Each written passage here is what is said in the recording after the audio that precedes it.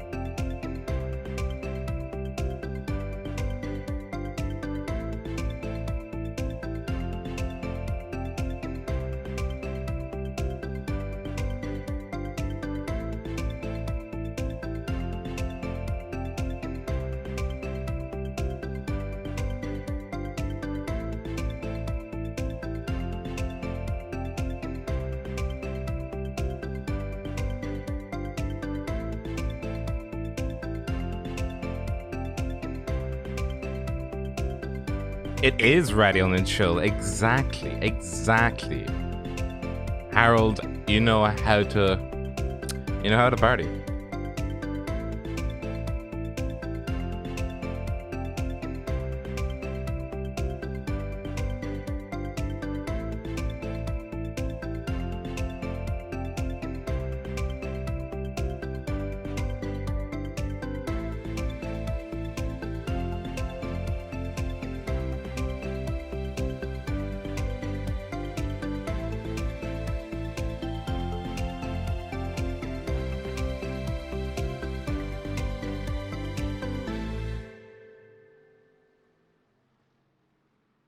Welcome everybody. It is round 3 here at Suzuka International Racecourse. Thank you very much to Louis for providing these graphics for us. This was what it's like. Look at the track. Round 3. This is what we had for Season 1. Tim Matskate was the winner here last time with a lap record done by Tim with a 158.852, but the amateur here was Christian Furs, doing very well for himself. So we're hoping to see a replication of that. Good luck today. He is leading by just 1 point. So we are just getting ready now. With qualifying, they are out on track. This is Raidillon TV. The only corner you never need, with the series itself sponsored by RacingSimRigs, bringing the race home. I almost forgot about Craig, but no, I didn't actually. Craig, how are we? Well, if in that case, I'm gone. Good evening, Rob. Good evening, everybody. I'm doing fine. I was so enthralled with that fantastic intro. Yeah, welcome to Suzuka. I say it so much, and I will always say it about Suzuka. One of the iconic tracks in the world. And when you say Japan, Suzuka and Fuji are the first 2 tracks that come to mind. You talk about the acid, otherwise known as Snake. You talk about Degner, you talk about the hairpin, Spoon, 130 yard, and the infamous Casio Triangle Chicane, home of the infamous Senna Prost accident. But today, hopefully no one's going to do a Senna and Prost. And hopefully maybe we'll see some Fernando Alonso's on Michael Schumacher at 130 yard.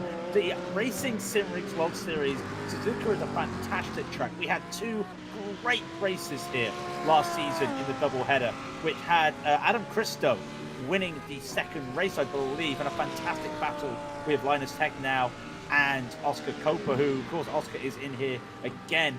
Track temperature, 30 Celsius, 86 Fahrenheit, and the first half of the amateur drivers are just starting their first qualifying lap. Again, it's going to be 2 blocks for the amateurs. All the pros go out together. No hyperpole today. That's how it's going to be. So this tricky track in. We've seen times in the 2 minutes. We've seen some of the lower guys do 202s and 201s. Some of the top guys in the pros all doing 159. So we shall wait and see. But we're looking at 201s, 2.0s 2 minutes at the moment with these guys out on track at the current time. Of course, we have our favorite, the big boys, otherwise known as Josh Amir in the 00 car, going around. It's still very scary to think that that car is competitive.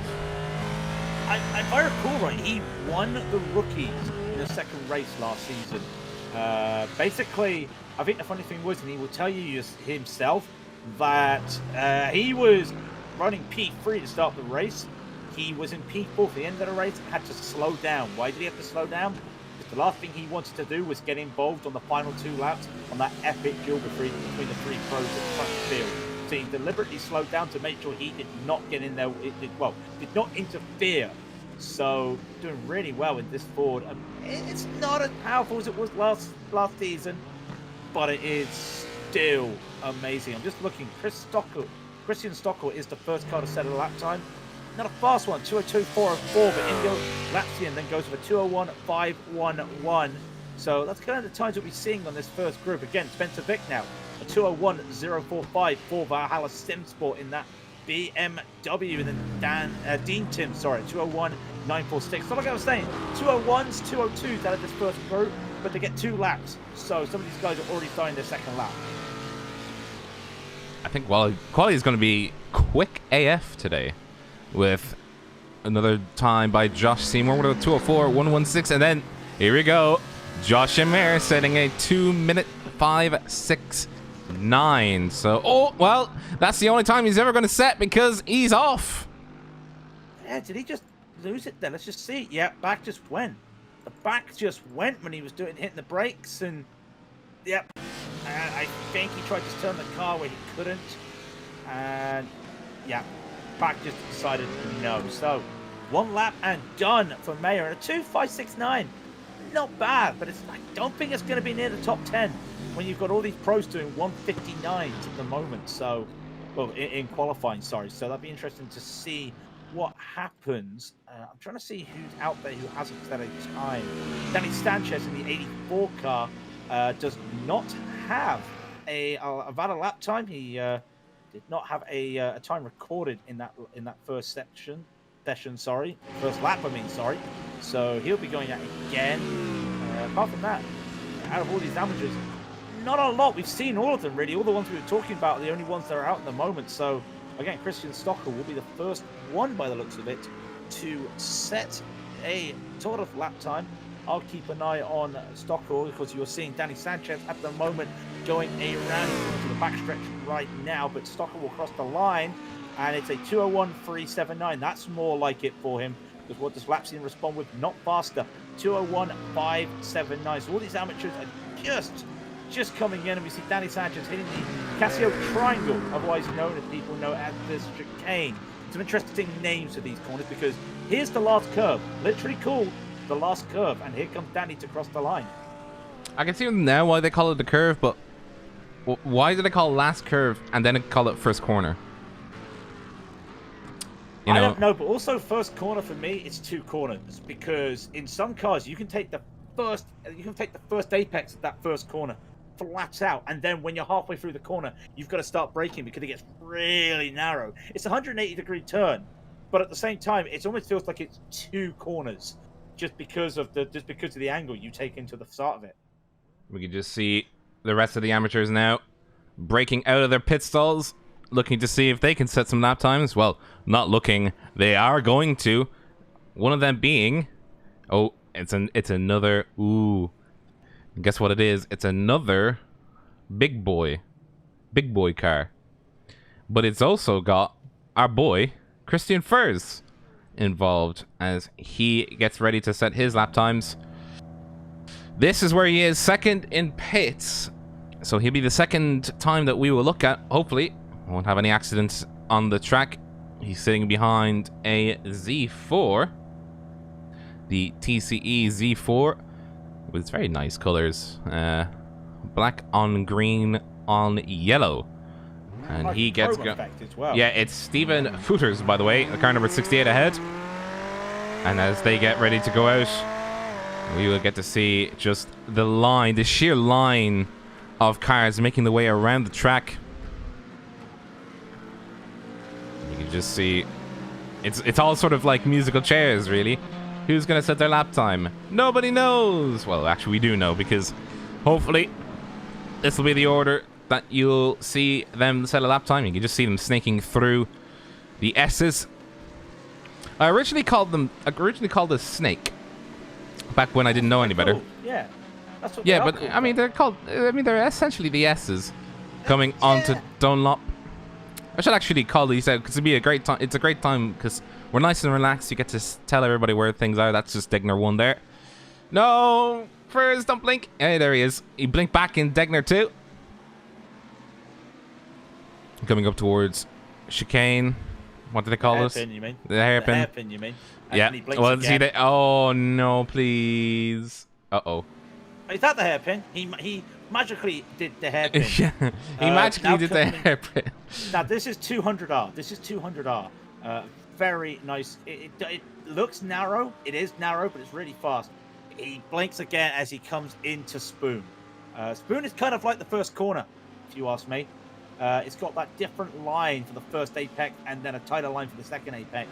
It comes down to the backstretch right now. Now you've seen streamers go into the backup pit lane there just for a bit of fun during stream races.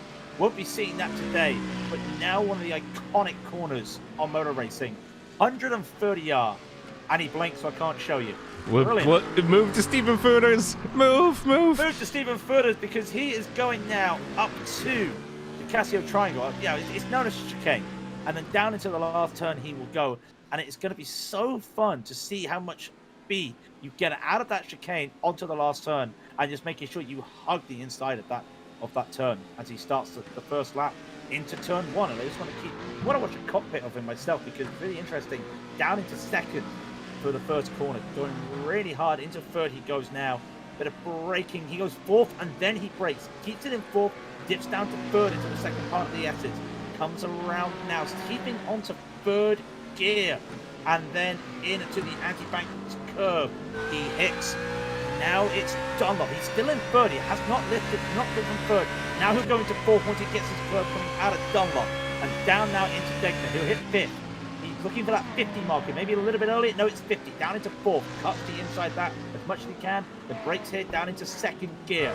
Goes around, uses much of the Astro. The back slides out here on this BMW. Up to the little kink, as I like to call it, and go straight into the hairpin. No real marker for you to use. Down to second. What first gear for him? Might a little bit of a sketchy hairpin there for him, but sometimes second, sometimes first. And now he's down to 130R. And look how much you hug the inside of there, and it just throws you to the outside. And then you just come straight back into that curb again. He's in fifth gear. Looks like little mark just on the side. He'll break down into fourth, into third. Hits the curb here, and he spins! And he's gone! Spin. Too much of the Astro. Too much of the Astro. He'll have to wait, and oh no. He does wait. He's going to wait until everybody goes by. Austrian Sim Race is cheering on Julian Kessel. He's next. Just waiting for the cars to go by. Can stick it with Furters. His time will be invalidated, but at least he'll be able to go again. No worries about a champ. Just let everybody by. File to the back. The walk of shame. Oh no, just almost to the back. So he had to take the walk of shame. Unfortunately, that's what happens when you just overcook it just a little too much. Christian Furs, by the way, setting a very good first lap of 2 minutes 7.62. Puts him into second, just behind. Well, when I say that, he's actually gone into third. Matt Heathrick just set a lap time of 2 minute 4.91, so he's the provisional pole.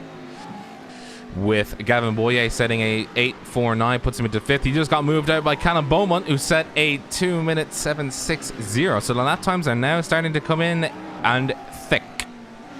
Oh, Callum Beaumont just got a little bit wide from the first corner there. Hopefully that doesn't affect him. Tim Shestag takes a 2 minute 7.40. He'll go up to P3. Other times coming is now Andrew Miller goes into P3 with a 2 minute 7.05. Couple other cars as well. Marius Yankee in that Ford not had a good time. 201.665, but they have got a second lap, and somebody else just goes a little bit faster. Cannot see it. Harry Will's gone pole. 2 minute 3.93. He's gone pole by almost a tenth of a second. over Heatrick. I think that's his teammate as well, isn't it? Heatrick, it's good. No, different teams. Different teams. I was thinking of somebody else, but just holding on. Other times, some God, 15, 201.573. Can't see the live timings, by the way. Live timings at Raidillon.tv. Also, shout out to TrackCounts22.com while they're telling this second lap, providing these fantastic camera angles you are watching. The greatest shill of the year award. But yeah, they are cams provided by TrackCounts22. We appreciate them. Appreciate you. And now we're just now looking at Mike Gottrup. He is yet to set a lap time. He is, I think, the only one in this, apart from Cooters, who had that spin. He's the only other car that has not set a lap time yet on this group. So it'll be interesting to see what he can do. He's, I think, the only Merc. No, he's not. No, he is. He's the only Merc at the moment. At the moment, yeah. We've still got Adam Christo, by the way. Christian Furz breaks the 2-minute barrier with a 1:59.719. Yes, my boy. Totally not biased. Totally not biased, of course. But then, how about Stephen Furtis going faster? A 1:59.675 really made up for that walk of shame at the back, though, didn't he? Other times filing in, Boyett did go faster, but it's a 2-minute 1:53. What can Heatrick do? Not fast enough. In fact, he retired. A 2-minute 4:90 will be his fastest lap. Other times are coming in, but nothing much. Harry Wills might be the car to look at. What's fourth with a 2-minute 3:93 was provisionally pole at one stage. What can he do? It's a 1:59.747. It's P3 though, with Christian Furz in second, Stephen Furters in first. That is your amateurs. So it's Stephen Furters in pole, followed by Christian Furz, Harry Wills, Thomas Dandridge. Didn't talk about Dandridge. It was a 2-minute 1:50. Gavin Boyer was pipped to P4 there by 3,000th of a second by Dandridge. Jack Rouse in 6th, Matt Heatrick 7th, Joshua Mayer in 8th, Andrew Miller 9th, and Carsten Nowodek in 10th. And here come the pros. Just as a reminder, there will be no hyperpole today, so the times that they set is where they will be. So, if you had a bad lap, unfortunately, the walk of shame for ye. But we are looking at the car of Julian Kessel. Where exactly is he? He is third in line. But look what's ahead of him. My I eyes. Wouldn't say that's third. I wouldn't say that's third. Oh, it is fourth. But what car is that ahead of him? That's actually third in line. I can't read. You know he's 7th in line, Julian Kesselhunt. Is he? In front of Kesselhunt, it's Ollie Steinbraten, Maxine Oostin, Dean Phillips, Milan Tikens, Jesse Jones, and Louis Eggleston. So, yeah, 7 cars, and look how many BMWs. Yeah, but I mean, look at what car is ahead of him. RSR Esports coming into the chat at exactly the right time, because that is one of their drivers. The missile, Ollie Steinbraten, is ahead of Julian Kesselhut.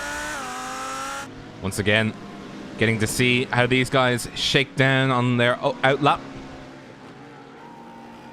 But this, I think, is where the pivot will be. ASR, Julian Kesselhut, Austrian Sim Racers, versus the RSR Esports of Ole Steinbraten. This will be. Kesselhunt. Oh, Kesselhunt! Ooh, he caught a little bit of the grass. He caught a little bit of the grass. At least he did that on his outlap, not in a flying lap. That would have upset the apple cart. So, while they are getting around their first lap, let's just give a quick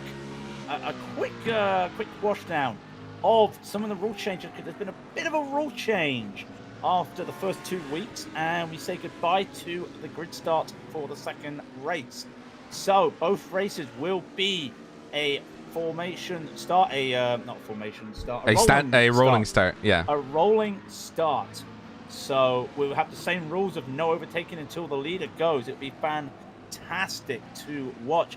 The Norwegian Hammer apparently is Ollie Steinbraten's nickname, and he might be able to hammer a good time here, but in practice he was only 4th fastest for a 1:59.167. Who was fastest? Well, Chris Danes, the only car in practice to go under the 59-second barrier, 158.867. So it'll be interesting to see what he does on these first laps. But again, you've got Chris Danes there, everybody warming their tyres up. And Danes is the second to last out on track. So it's going to be interesting because he's in the Valtteri Bottas spot, if you ask me. The Valtteri Bottas spot. Yeah, they send Valtteri out first and then Lewis behind him. No? Right. Okay. I'll accept that. How about that? I'll accept that. Okay. But the first cars are making their way around, and that is Jesse Jones starting his lap and ahead of Milan Tikins. And this is going to be interesting. It is, as you said before, Beamer, Beamer, Beamer, Beamer. I've not seen this many Beamers, apart from when I go to work. I mean, the last time we saw this many Beamers was the ILMS series, which we broadcast every Friday night at 1900 GMT, which has now got rid of them in replacement of the Corvette. So this is a fun car to drive, though. I haven't driven it for a while, but this BMW is such a fun car to drive, and it really showed its strength. It's got a nice re. Oh, it just got re. It's the shape. I don't know why. It's so wide at the back. Well, I mean, you look at it from behind, it looks wider at the back and narrow at the front, and it just looks nice. It's like an F1 car, kind of. It's very pointed at the front, but the wideness of the back is very apparent. But I mean, you need all that wideness for somebody to, like, you know. I don't know. You know what I was going to say, but I was going to say a name. Oh. Ollie Steinbraten. This man. Oh, you need as much trunk space to carry him, because he's just like, he's OP. The man just, he doesn't understand what slow means. Well, let's see who else doesn't understand what slow is. Eccleston will go pole 159.450. Jones will cross the line at 159.060. A couple of the cars coming around the line now. Dion Phillips will cross first. That's a very slow lap from Dion. Steinbraten is next. He does 159.362. It's a good P2. Kesselhut goes 59.405. And we get a few more cars coming as well. I think Adam Christo is about to set his lap. He does. It's 2:05.47, 16th. Neil Butler and Ben Smith also 12th and 26th respectively. And Chris Hamer putting down a time of 2 minutes 8:57. Good up to 24. Will Egby 2 minutes 0:74. So these pros already just some of these pros really showing off their fast times at the moment. We're going to wait for Chris Danes, though, because I think he'll be the one that will just blow everybody out of the water with this time. Yeah, but he's also in a John Player Special livery. I don't know how to feel about this other than it's cursed. I mean, you said that, and he almost slid going into the chicane. Yeah, that's what he gets for running that livery. Let's see what he does. Ooh, 159.707, only good for 8th. So the man that was provisionally pole after practice, well, fastest man in practice, is currently 8th. So we'll wait to see what happens other times as well. Oscar Copa, a 159.837 for 3rd. Milan Tikins, 387. Yeah, 387, sorry. A 391 for Tikins in 4th. So let's do it all again one more time. Eggleston is coming up to the chicane. Jones is coming up 130R. And Steinbraten is not too far behind.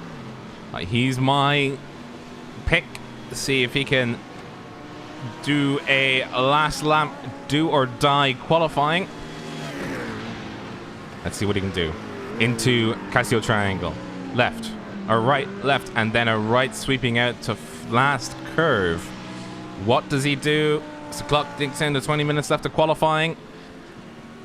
Ooh! 158. 8:02. Ole Steinbraten just went blunk. There's the ball. It's outside. Get used to it. It is gone. Other times as well, Jesse Jones went faster at 159.020. Currently P2. Kessel, Julian Kesselhook with a 1:59.136. However, can this man, Oscar T. Coper, lock out 1-2-3 for the RSR Esports guys? I mean, they were dominant in that first race. They just sat in their Z4s and just went, I'm putting fast in the console. There isn't a console in this car. I'm just putting fast in the dials and seeing what this thing does. And they did it. Let's have a look at Oscar Coper. Does he make it a 1-2-3? Does he? Oh, 158.999. It's P2. Now, Chris Danes crossed at the lines at 159.292. Only good for fifth. Carter Hutchinson crossed at the line, the last car. Ninth there, 159.540. Sorry. It's a 1-2-3 for the RSR boys. Steinbraten, Coper, and Jones. The three meme team. The three meme team? Meme machines. The literal meme machines. So that is essentially qualifying done. There's no hyperpole, so these will be your... If I can get this up. These will be your starting positions for race 1. Ole Steinbraten. Yeah. Ole Steinbraten in first position, with Oscar Coper and Jesse Jones right behind. We've already seen the times, so don't need to go over them again, but look at that domination. It's something special. You know, just unos, dos, tres. Exactly. It is unos, dos, tres. Remember, if this is your first time here, cars with the green stickers, or the green background, they are the pro drivers. The orange or yellow colors are the amateurs. So a shout out to Stephen Futters, who took pole in the amateurs with that 59.675. Christian Furtz in P2 in the Raidillon car, which car we want to win. Wink, wink, nudge, nudge. A 159.719. And then Harry Wills at a 159.747. So you got to look at it. The top three amateurs all got under the 2-minute barrier, and then all the other amateurs, they're pretty close together, to be fair. So it's going to be interesting to see what happens. I know. The amateurs and pros, they don't have to give each other the positions. They can fight, but they're not fighting each other. It's just a general fighting for racing. So it'll be interesting to see what happens. But yes, the BMWs have come out to play today. Well, come out to play or come out to dominate? Both. We're playing checkers while they have us in chess on the opposite side of the room with 4D chess. That's the equivalent of what RSR just did today. Now, the rest of the qualifying results aren't scrolling down on your screens. It's interesting to note that Adam Christo, he's down in 17th. He's put in a good time, just over 2 minutes. But you know, with him winning the race last time, or no, he stormed all the way to 3rd last time around in the second race, which was like exceptional. It was exceptional what he was able to do with that car. But I'm just wondering, was it just not his day today in qualifying? Did he have a mess up? Because I know he can push that car to the raggedy edge. Another interesting thing, Josh Mayer, who's in contention with the series of amateur championships already, he's down in 25th, so he is quite a bit away. He's 15 positions down from the lead amateur, and he needs to put in all the work that he can do to get his car into a good position. But it can be done. We have seen him race the socks off that car. Now, race will grid up in just under 2 minutes. Do we have any predictions so far? We are not that we just had, and was able to win it, the 4-hour race solo. Which was people are saying rip. Pardon? People are saying rip in the chat. Huh? What's going? What you're talking? What's going on? Got no idea. What's rip, guys? What happened? Rip. What have I missed? Did something happen? Oh. Oh, it okay, dropped. apparently it dropped for a moment. Okay, no, don't worry about it. It's all good. We're still here. Still here. Okay. Anyway, no, Adam Cristo dominated on a solo performance this weekend with in the VLN, the 4 hours of the Nürburgring. So still showing his prowess. So it's maybe not his good track. He might come to fruition if he gets a good position for the reverse grid. We shall wait and see. But that'd be interesting. I'm just after what people think, who they think is going to be winning both classes, because I've got my eyes on Oscar Copa. I think after that performance last season, I think he's out for blood. Well, he's out for oil. You know, a car He's out for oil. He's out for oil. He's out for oil. Yeah. Oh dear. Oh dear. You can see the cars lining up there, just coming before 1:30 hour. That's the way that iRacing does it. I'm gonna put that hiccup into YouTube, if I'm being honest, because Eggy is not known for the best internet, but he still sauce. So just shout out to Eggy. Shout out to Eggy for the intro graphics, by the way, that he provided us. Now let's see, who do we have in pole position? Well, I definitely do know this. It is the boy himself, Steinbraten. Where is he on deck? There he is on deck. Let's get him. Just want to point out Paul Kesselhunt here. Julian Kesselhunt, he is surrounded. He's boxed in by 3 RSR BMWs. Probably one of the lone. In fact, actually, look at this. Look at this. Out of the top 6, sorry, out of the top 10, 7 of them are BMWs, which is really interesting to see. I've got to be brutally honest, because that is a big amount of dominance. But they're coming around 130 up. The John Player Special BMW Z4 Special. I mean, it's not like a Golf. It's not like a Golf, but different. If you haven't seen that advert in England, you know what I mean. But this is Raidillon TV. The only corner you need, and the first race, 30 minutes of Suzuka, will be taken away by Rob as they hit the last curve. Just getting ready now. This is what you will see. A whole hell of cars coming around.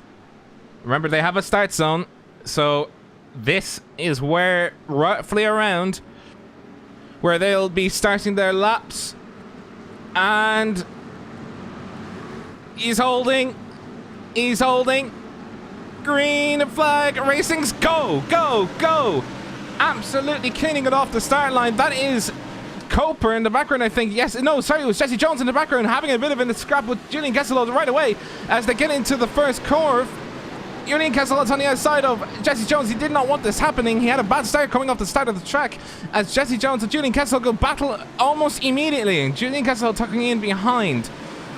No issues to report from the rest of the field. They have gotten around absolutely safe and clean. You say that, there's a spinner. Adam Christo's got in with somebody. Who was that? I just saw he get into. I think there's a little bit of an issue. That was Dion Phillips. Dion Phillips is in the wall in the snake. It looks like he just got a little bit of a tight. They're trying to go around the outside to snake around Cristo, and I think he just turned a bit too early and got spun around from Cristo. He's currently in the back of the field as well. A little bit of damage there, but apart from that, everybody got a round cleanly. Everybody's just doing fine down into Degman, the back of the field. Ooh. All doing fine, but it's an RSR Cup at the front. Oh, sorry, that is also the 95. I think that is Dreyer. We've also got, I think that was Andrew Miller that's having an issue as well. Let's see where he's ended up. He's down in 40th position now. He's battling. Oh, 3 wide. And look at that lunge. Andrew Miller making up 4 spots. He's got to try and hold it. That was a massive lunge going into hairpin. Through 200 he steal the deal. You were just saying about 3 wide. I just saw 3 wide going into Spoon, Houston, Wills, and Edsby. And Houston took the positions. Brilliant move there. I was just trying to go around the field to find that 3 wide. There was 3 wide going into Spoon. Houston making up a couple of spots there over Wills and Edsby. Of course, Houston is a pro and Wills is an amateur, but Edsby isn't. He's also a pro. Cristo, I think Cristo's made up a few spots as well. So the middle of the field looks really good. The front at the moment, it is Steinblatt and Cooper, Jones, and then Kesselhut and Teakins. Chris Dane there, but brilliant. And yeah, Adam Christo's made up 3 spots, on the start of that race. Houston's made up 2. Edbeat has made up a couple as well. Christian first, unfortunately, has gone down 4 spots as well. Not the start that Fur is needed or wanted. He needs to keep as far ahead as he can of the rest of the amateurs. He's still in 2nd position. No, he's in 3rd of the amateurs. Harry Wills has gained a spot on the amateurs. And so he'll be looking to see if he can make up some spots to get to safety car. I'm not sure what that is Caution. for. Yellow flag's it. There's some damage to the back of Wygen's car. Did we miss? Matt Heatrick is off as well. There's been a massive accident. Let's have a look and see if we can have a look and see what happened to Matt Heatrick. He's got severe amount of damage to the back end of his car. What on earth happened? That's a huge amount of damage to be carrying around. Oh, there was an accident going into the hairpin. There was a car gone off. I think that was not Chris Hamer. It was another car that went off. Let's have a look and see. That's 2 Fords, a Merc, and just Matt Heatrick having to crawl around essentially. Oh, at least he did it safely. Just having to keep the car. Oh, he went off. I think he just he parked the car. That was that for him. And in the front, by the way, before that yellow flag was pulled out, you just saw Julian Kessel. I found the damage. Sorry, I found the damage there for Heatrick. Tobias Younger goes off. So he's coming around. He's coming around out of Dunlop. He gets hit by, now who's that? He gets hit by Ben Smith. They're going side by side. Loses the car. Tries to return. Also hits Gavin Boyett. And tries to return it. Just loses the car right in the middle there of Degner 1. And that caused that incident as well. So everybody bunched up with the safety car at the moment. But Heatrick, I think, in the pits. Chris Hamer and Eero Solman have retired as the pace car finally comes out of the pit lane to catch Steinbraten, and we will go. Oh no! That's Julian Kesselhut! He went into the grass! Oh no, no, no, no, no! I have never seen that before. He's pulled the Grosjean! That's a new one. That's a new one of me, but you know what? I'm looking at that. Everybody avoided him. Oh, he wasn't ready for the checkup. Was not ready for the checkup, and everybody. Oh no! He made contact. He made contact with Eggleston. Oh, he made a bit of contact with poor Eggleston. Eggy. Oh. Does get it around though. Does get it around. So interesting. And I gotta admit, if this was oval racing, we'd be calling out where the pace car is. Oh, crikey! Yeah, he was not ready for that checkup. He did the right thing in trying to avoid it, but ooh. So this is the Roman Grosjean. I'm being too mean to him now, but yeah, it is unfortunate that it did happen. He was able to come back to 4th. Yeah, he already had that position. Unless he crashed, he would have lost that position. But everything was fine there. So let's give a quick rundown. You can see on the side of the screen as well, a lot of greens and then some yellows just dashed into the top 20. Steinbraten, Copeland, Jones, they haven't changed any places. Neither has Kessel Hunt. Teakin's made up a spot over Chris Danes. Eggertston made up a spot over Phelan. And Carter Hutchinson, Stephen Puertas. Maxine Houston made up 2 spots. Edby made up 2 spots. Harry Wills lost a spot. Still P2 in the amateur. Adam Christo made up 3 spots on that first 2 laps. Christian first, down 4 places. Then we've got Neil Butler and Thomas Dandridge. Gavin Boyett, who does have a little bit of damage. I think it's all okay though. A little bit Christian on the nose. We're saying about that. Jack Rouse, Joshua Meyer had made up 5 places. James Armstrong, Tim Shestag's made up 9 places. Ben Smith, Rodrigo Wygen, who's got damage after getting taken out from that incident at Snake that we were on about earlier. Marius Yanke's made up 5. Lee Van Hearn's made up 8. Callum Beaumont's made up 5. Spencer Vickers made up 8. Carson Nowadek is there in 29. Tobias Younger's lost, well, after that issue there in Degner with Ben Smith. He's 12 places down. Simon Dodd and Christian Stockwell both made up 7 places. Dean Timms and Mike Guttrop have made up 8 places. Jonas Trey has made up 10 in the Raidillon Audi. Josh Seymour's made up 7. Andrew Miller's gone down. He's got no glass covering on the back of that Ferrari. He's got heavy damage. Lost 9 places. Ingo Lapsian up 2. Chris Timmons has lost 13 places. Lyndon Lee's made up 6. Mark Bailey has lost 4. Dion Phillips has lost 28 places. No idea what happened to Dion there. Danny Sanchez made up 1 place, and Matt Heatrick, Chris Hamer, and Ian Sloman have all retired. Well, no, Matt Heatrick's still there getting it fixed, but Hamer and Sloman have retired. Unfortunately, Matt will have to settle. He's 2 laps down, so he'll have to probably settle for what he can make up in the final bits of the race.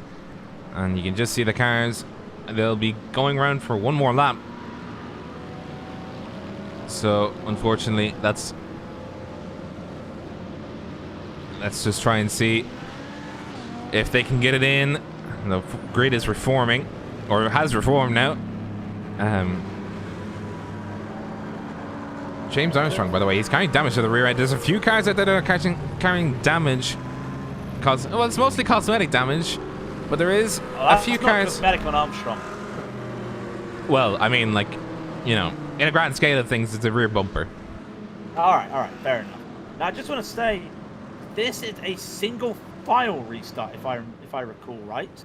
I believe so. It's kind of like the IndyCar restarts.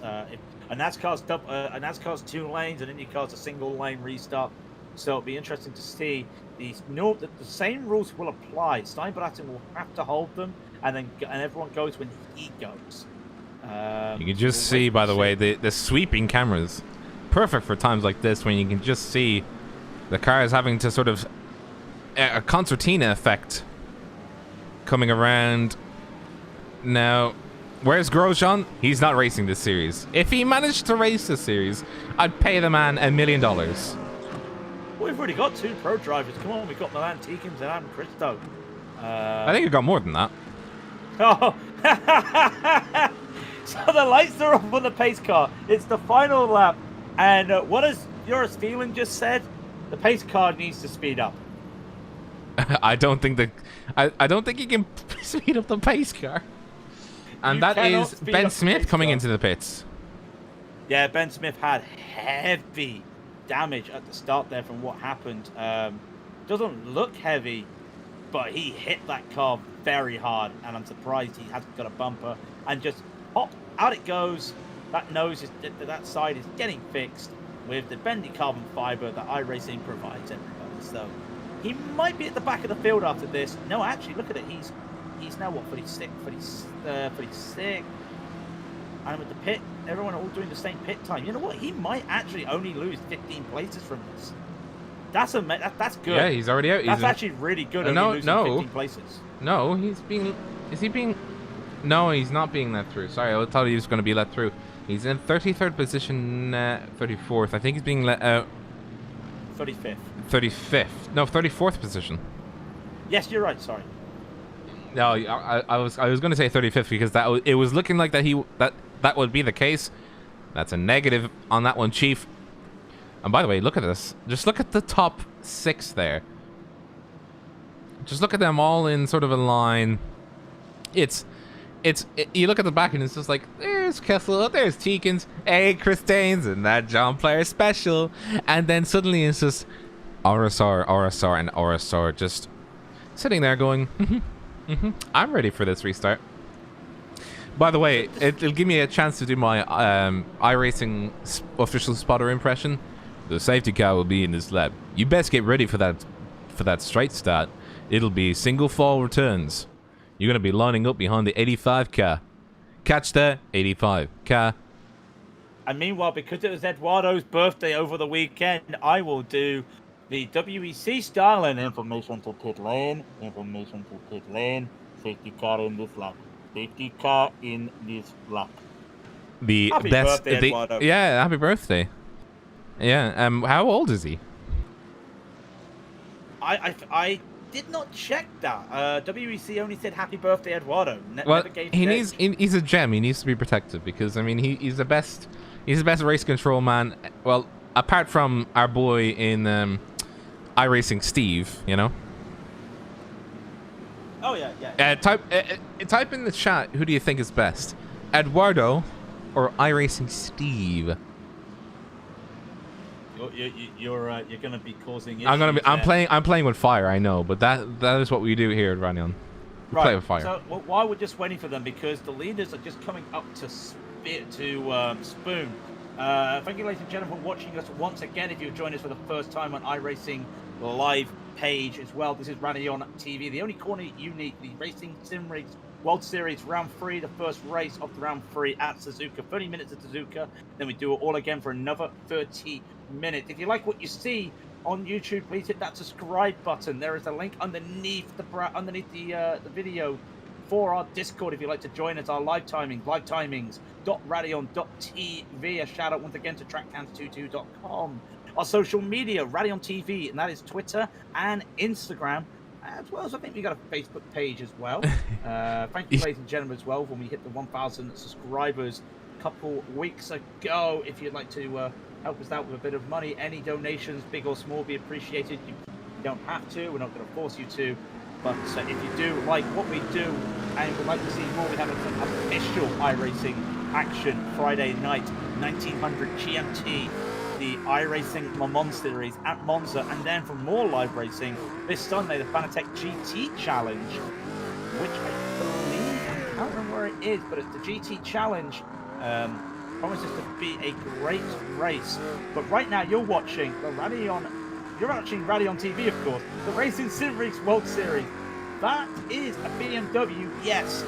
And we have got a load of BMWs here for the restart. We have 15 minutes and 45 seconds left. So it's going to be 10, maybe 11, might push it to 12 laps left in this race. That can't be right. Must be 10. Got to be 10 with this pace. We'll wait and see. Regardless, as they hit the chicane, Rob will take you away. They will not go on the green flag. They will go when Steinbraten goes.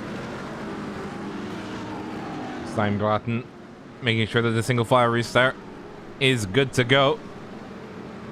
It'll be a bit tricky now because people will be going through Casio Triangle when they roll through. But at the very least, he is holding.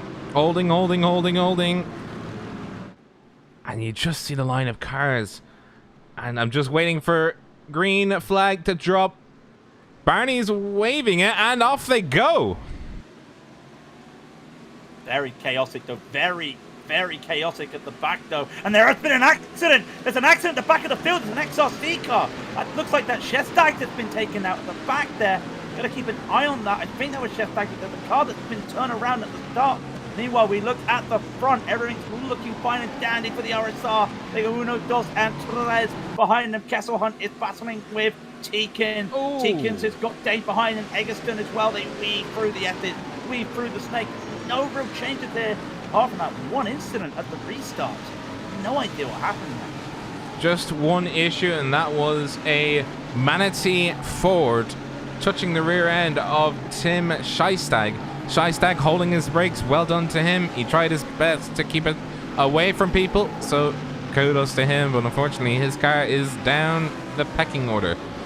It's an amateur, sorry, in a field of amateur and one pro ahead of him. That's Jonas Dreyer, and that is, oh, he's being squeezed again, and there's been another incident. That is himself and Ben Smith. Ben Smith, after pinning for that damage, cutting on the inside of Degner 1, drifted out, and oh. Yeah, just a bit tough there. I think he just hit the, looks like he just hit the AstroTurf there. They're good enough not to hit anybody else, which is a relief, but also might be a bit more issues up front. Everything's just looking pretty straight at the moment. You don't see much happening, but that's Jesse Jones. I'm just keeping an eye in the front. Jesse Jones going very wide for 130R. Everyone just, they spread out, they hit 130R, they get to the Casio Triangle, they bunch up. And these 6 at the front have just basically Well, they're not changing any positions at the moment. Steinbraten goes fast there with 2:08. Now it's Wieland. No one's had any time to do any big laps here. And just watching Kesselhunt and Tegan trying to make a battle into the first turn. Kesselhunt with a bit of a defend there, good defending there, but Tegan's faster coming around the first turn. Can he make a move to the exit? No, Kesselhunt put that car, really making that car wide, that Audi wide. Oh, no! Rutger Wygen! Oh, he's caused the concertina effect by sliding. There's an accident in the first exit of first turn. The Fords, no, no, no, no. This is not what they wanted. Rutger Wygen on the inside overextended himself. Ooh, and just lost it. Oh, that's a big concertina effect there, because it looked like, I think that was James Armstrong that was able to hit the brakes, but no one was aware behind. Oh! Sorry, I'm channeling my inner box. Channeling your inner box split, but a checkup there. Good checkup from Armstrong, but his checkup caused a bit of a concertina effect there. And that's Wygen down the order, which is unfortunate to see. Really, really shame that he just caught the grass. We know the board's very tricky around here, but not much he can do. No, and it's unfortunate because, you know, he had a slide and he was trying his best to mitigate against it, and then it all just sort of went wrong. I think it was, in that case, it would have. Sorry to interrupt, Rob. There's a bit of a change here. Chris Danes is taking P5 over Martin Tekin, and Eggleston is trying to battle his teammate here. They hit 130R right now. Tekin's giving a little bit of space to Danes. Danes will go into the inside, goes back to the out-racing line. Good defense there, but just in the exit of Spoon, Danes was able to take that position, but a bad chicane here. Teekins is on the back of him. Let's keep eyes on this at the moment. They're battling for P5 overall. Danes has gone to the inside. Tekin, a little bit of slipstream, wants to go to the outside, but I think he's made his move too early. Who's gonna blink first? It is Tekin, but slow in, fast out. Did he get the overlap? No. Danes continues to dominate. Tekin's here. Goes around the first turn, doing pretty well, and again, now it's the case of, oh, look at the braking.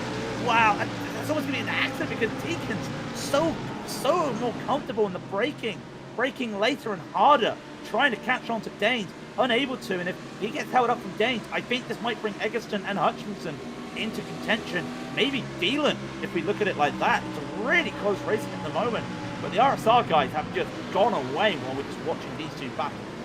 You can just see how Milan Tikins is trying all the cards. He's pulling them out one by one and showing them to Chris Danes. Chris Danes is saying, no, I'll have none of that, sir. Please try again. Ooh, that's a very deep lunge there from Tikins. He might compromise his entry or exit somewhat. He didn't seem to. He's still hounding the rear end of Chris Danes. The current gap at the line was 0.91 of a second. It's gone down to butt clenching levels essentially at this point. Well, look at the back of Danes' car. Dane almost went Tokyo drifting there. The back of that BMW was sliding, and that gives Tekin a bit of a run. But again, he pulls out too early. He pulls out of the slipstream too early. They're going to be going side by side, but he has to go around 130R. They're almost going to touch. They do touch. They both keep it together. Both keep it together. Great driving by the two of them. Teekins is going to go for a late dive. You can tell it. He is going to do a center up cross. He does it. They touch. And Danes continues to keep the position. Brilliant driving from the two of these. And they continue with the good pace here. Really keeping it together. If Teekins, I think if he just stayed behind instead of trying to set an intention, he might have been able to make a move. He's going to go for round 3.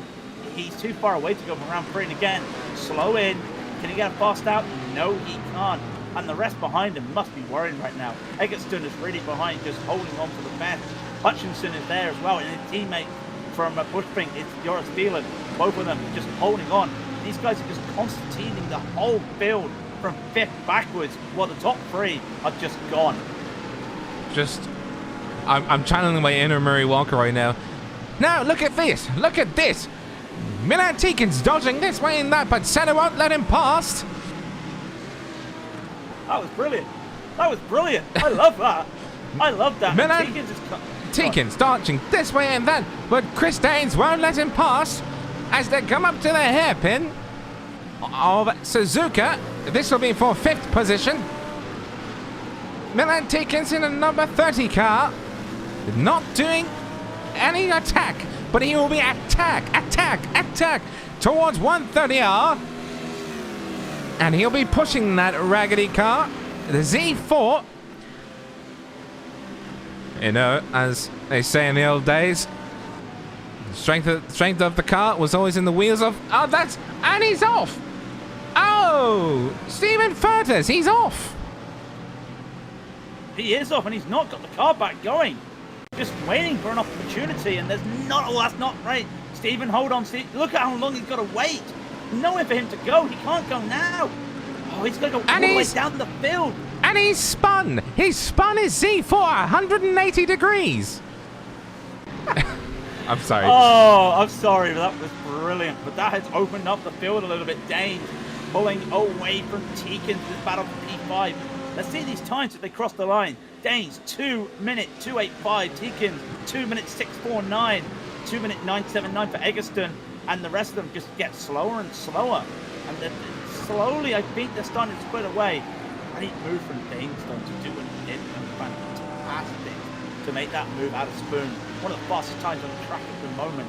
And he's not strong at the Essend, it feels like, but everywhere around this track, the high-speed corners, he really is punishing Teakin as he tries to pull away and hold on to this P5. Now, as we said before, it's not just the front that's battling, it is also at the back. Tobias Younger getting passed by Ben Smith as he tries to retake some positions.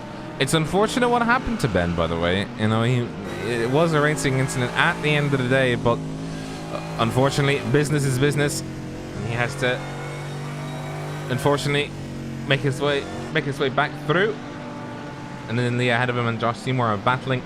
We also do have Noyadek battling Callum Bowman. Bowman, by the way, having issues during qualifying. Not having the greatest day ever. And we also have Christian Furs battling it's Titans, really, right now. There's a 3-way battle. No, a 5-way battle. A 5-way battle. A 5-way? I see a 4-way battle from the amateurs. I'll tell you that right now. That's Dandridge, Boyett, Maya. Oh, for amateurs. Sorry, yes. Indeed, yeah, it is. For amateurs. And you've got the damage on the back of Dandridge, and because he's still got wing, he's doing fantastic in that damaged car. And he's using Butler as tow. And he might almost make the move, but he just goes against it. Boyett right behind him as well, looking at this as well. Mayer's made up 10 places overall in the race. Currently sitting 3rd in the amateurs. He's got another fantastic drive. And they're all getting held up here from Butler. Not by design, it's just the power of the slipstream they're all getting. So would not be surprised if Dandridge makes a move here on Butler. Butler's the pro driver, so don't have to worry about battling him for points. But if he can do this, he's going to do something that we call bookmarking. If he can get by here, he can't get by. And that would have been a perfect place for him to do some bookmarking, to just get a car in between these 3 amateur drivers. Boyett, Mayer and Furs all driving. Mayer tried to make a move, but the brakes are so tough on the board, especially against that BMW, the Valhalla Synsport Boyett. Well, then you've got that Raidillon TB car of Furs. One of the lone Ferraris out there at the moment. They're weaving through the anti-bank, and I think Dandridge really wants to get by Butler. Butler doesn't have to let him get by, of course, different classes. If he, like I said, if he can just get past Butler, bookmark, he might be able to. Boyett's off! Boyett is off! Big damage for Boyett! That's a big hit there. And he got hit, he caught the grass, tried to recover, and Mayer went straight into him. He went flying. 2 flips, 1 flip and a half, and then just goes in. And the damage to Mayer as well. That's quite a bit of damage for Mayer as well. He's gone down the field as well. Damage to it? Yeah, a lot of damage to that front. He's still got the nose Poor Ole Steinbraten losing control on in the exit of 130R. He's down in 4th. This is exactly what he didn't want. And we'll go ahead and look at that incident. Where is our boy of... Where is he? Where is... Steinbraten? No, not Steinbraten. I want the boy of the 00. I just want to see this incident between sat wondering where Murray Walker went. Murray Walker, he just had to take a break, you know? He'll be back for race 2. But this is a replay now of the incident that, or what led up to the incident. We can see the 4 amateurs. That's Gavin Boyer, Josh Shamir, and Christian Furs. And ahead of them was... Oh! Yeah. Poor Boyer. He just clipped, didn't he? Just clipped the Astro there. And Mayer's got nowhere to go. Had nowhere to go. And where has that put Joshua? You gotta see that right now. He's down in the field. He's down in 21st. He's down to 6th overall in the amateurs, which is the key. Got a massive battle. Look at this battle in front of him. That's Mayer catching up to Spencer Vick, who's fighting Noadek, who's fighting Beaumont, who's fighting Ahern, who's fighting Rouse. That is a battle, and could have all that issue. This is a 4-5-5-way battle. Maybe 6. Nope. It's 5. 5-way battle for 3rd place right now as Rouse is holding on to this 3rd place in the amateurs. Just exciting times ahead with 1 minute 40 seconds to go. Ahead on the top, Oscar T. Coper in 1st, Jesse Jones 2nd, Julian Kesselhunt in 3rd. Olin Steinblatten is trying to catch up as fast as he can to the rear end of Kesselhunt. That will not, it's upsetting the apple cart, but it was unfortunately a mistake he made on his own. Remember that even the best drivers in the world can make mistakes. Oh, Adam Christos, just as you say that, I think Adam Christos had enough. You're talking about the best drivers in the world. He clipped the AstroTurf into Spoon. That's a championship driver in the real world, and he's made a mistake at Spoon. Only he loses a couple places there. Doesn't lose any places, actually. Oh, he did a Tokyo Drift coming into the second part of Spoon, but he kept it going. He was in his own little bubble. He was looking to see if he could chase down Will Egby, but unfortunately he had to settle for 11th.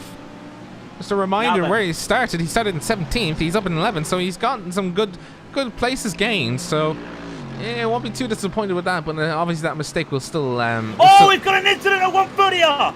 Sorry to interrupt. An incident at 130R. Caston Noedek has been spun. It looks like that's Spencer Vick. Spencer Vick was going for a lunge at the 130R and he caught it. He caught it. They both went crashing off. And I think Vick may have caught somebody. No.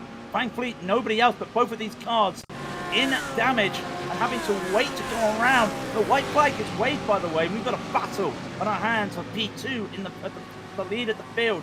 Jones and Kesselhut, they are battling, but Jones does have his teammate, Oscar Coper, giving him slipstream. He doesn't want to be held up there, but he's got to be careful because he may lose this. The amateurs, we've already talked about it, Dandridge is leading, but he is in a battle with Christian Furtz for the lead of the amateurs. Jack Rouse is in a battle for Liam Ahern for P3 in the amateurs. But this battle at the front, Jones, Kesselhut, it's just getting really close, but every time Kesselhut wants to make a move, those Audis with the slipstream that Coper providing Jones, just getting away, and Steinplatten slowly. He's going to run out of time. He's just about to get the slipstream of Kesselhunt. Coper, Jones, Kesselhunt. 6/10 of a second separate the three of them. And the flashing lights go off. Kesselhunt is making it known that he will send it. And the best way that he can do it is in the Casio triangle. Oh, coming out wide. He's nowhere near. He will try it. Ooh. Look how much he was trying that, though. The car was sliding. He was putting a lot of brake in. But Coper and Jones will take a 1 and 2 for RSR. Kesselhut disrupts the apples. He will take P3 with Steinbratten in 4th. Now, what about this amateur battle? Can Furs get by Dandridge? It's too far away. Too far away as Dandridge is right on the back of Butler. He will take the win with Dandridge for the amateurs. And that's the late second heroic there for Furs. There is not Jack Rouse just holding off Liam Ahern. They're bumper to bumper coming out of the chicane. This is a P3 overall in the amateurs. Rouse will take that, followed by Ahern. And Meyer will take a very good P5 after everything that happened for him. Liam Ahern. Sorry, Callum Butler? Oh, my scoreboard's just having a bit of a moment. Well, never mind. Ladies and gentlemen, that was race 1. Race 2 is coming up very shortly. Don't go away. Did you like our coverage? Yay or nay? Well, Say let's nay. just go now. I'm gonna cry. Okay, I'll cry professionally on stream. Let's just go over, by the way, because it's a reverse grid for the second race, as everyone knows. It is a random, it's an RNG grid drawn by yours truly, Mr. Robert there. He has chosen Lancelot with the set of bulls number 5, chosen from Deborah out on the streets of Birmingham today, using COVID restrictions. If anyone watched the National Lottery in the 90s, they'll get that joke. 30 is the reverse grid. So congratulations, Stephen Furters. He's going to be pole position for race 2. Let's go down for those orders. That score, the scoreboard.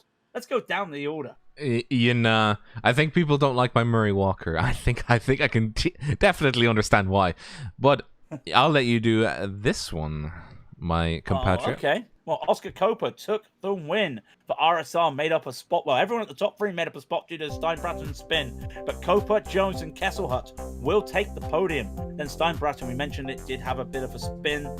Kept P4. Chris Daines started 5th, finished 5th. As did Milan Tikin, started 6th, finished 6th. And then Louis Eggleston made up a place in 7th. Carter Hutchinson for Bushfink Racing took 8th. And Joris Thielen, his teammate, took 9th. Then Will Egby in 10th, and Adam Christo made up 6 places to get 11th. Neil Butler came home in 12th, and then the winner of the amateurs is Thomas Dandridge in 13th, followed by Christian Furz, also in the amateurs, and Maxine Houston, who's a pro, in 15th. Bunch of amateurs right now. Jack Rouse takes 16th, but 3rd overall in the amateurs, followed by Liam Ahern, Joshua Meyer, Callum Beaumont, and Gavin Boyett. Then back to a pro driver, the Jonas Dreyer in 21st, Chris Simmons in 22nd, and then Dean Timms in 23rd. Lyndon Lee takes 24th, made up 22 places, and Ben Smith recovered to 25th. He started, by the way, 22nd, so a good recovery from him after everything that happened. Andrew Miller, 26th, Mike Gotrup in 27th, and Josh Seymour in 28th, and Danny Sanchez in 29th. All 3 of them made up 15 places. Stephen Furtis is 30th. He will get pole position for the grid shake-up there in the second race. Harry Wills, 31st, just missing out. Tobias Younger, 32nd. Ingo Lapsium, 33rd. Marius Yankee, 34th. Christian Stockel, 35th. Spencer Vick, 36th. And then we've got the cars a lap down, and I think they retired. Nawadek in 37th. Chef Dag, 38th. Both a lap down. 4 laps down for Armstrong, Dodd, and Heatrick. 6 laps down for Phillips, Bailey, and Wygen. And Chris Hamer and Ian Solomon, 12 laps down. And James Goldstein never took the start. Well, that was a good first race for the boys in RSR. Unfortunately, commiserations to Steinbraten for his bit of an oops in 130R. I think the votes are in. Yay for everything in general, nay for the Murray Walker impression. Apparently, somebody thought you were Murray Walker, so you've got that going for you. No? Okay. Well, I mean, no. The age difference alone would give it away. Right, we're going to have a little bit of a downtime here. We'll be filling it with news as we go ahead. We're just waiting for the second lobby to start up. Highlights of the race for you? That restart. Very clean. Very clean starts. Except for when one individual, had his accident at the start. But yeah. Yeah. Very interesting. I'll tell you what. Let's just get a quick interview in. Let's just see. We mentioned that you had we mentioned a bit of an issue there, but Joshua Mayer recovered to a P5 in the amateurs.